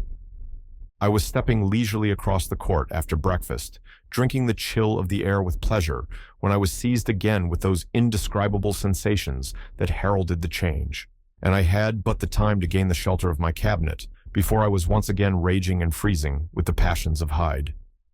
It took on this occasion a double dose to recall me to myself, and alas, 6 hours after, as I sat looking sadly in the fire, the pangs returned, and the drug had to be re-administered. In short, from that day forth it seemed only by a great effort, as of gymnastics, and only under the immediate stimulation of the drug, that I was able to wear the countenance of Jekyll. At all hours of the day and night, I would be taken with the premonitory shudder. Above all, if I slept, or even dozed for a moment in my chair, it was always as Hyde that I awakened. Under the strain of this continually impending doom, and by the sleeplessness to which I now condemn myself, I, even beyond what I had thought possible to man, I became, in my own person, a creature eaten up and emptied by fever, languidly weak both in body and mind, and solely occupied by one thought, the horror of my other self.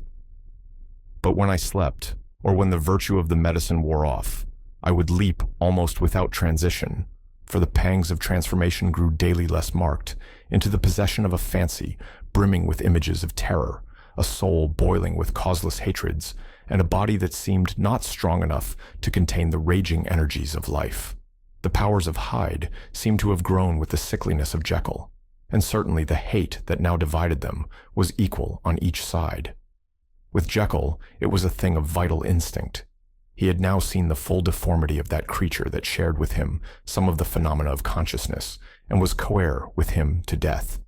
And beyond these links of community, which in themselves made the most poignant part of his distress, he thought of Hyde, for all his energy of life, as of something not only hellish, but inorganic. This was the shocking thing, that the slime of the pit seemed to utter cries and voices, that the amorphous dust gesticulated and sinned, that what was dead and had no shape should usurp the offices of life. And this again, that insurgent horror was knit to him closer than a wife, closer than an eye, lay caged in his flesh, where he heard it mutter and felt it struggle to be born, and at every hour of weakness, and in the confidence of slumber, prevailed against him, and deposed him out of life. The hatred of Hyde for Jekyll was of a different order. His terror of the gallows drove him continually to commit temporary suicide and return to his subordinate station of a part instead of a person. But he loathed the necessity. He loathed the despondency into which Jekyll was now fallen, and he resented the dislike with which he was himself regarded. Hence the ape-like tricks that he would play me, scrawling in my own hand blasphemies on the pages of my books, burning the letters and destroying the portrait of my father.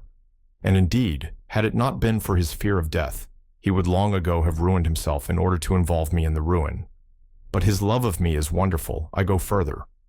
I, who sicken and freeze at the mere thought of him, when I recall the objection and passion of this attachment, and when I know how he fears my power to cut him off by suicide, I find it in my heart to pity him.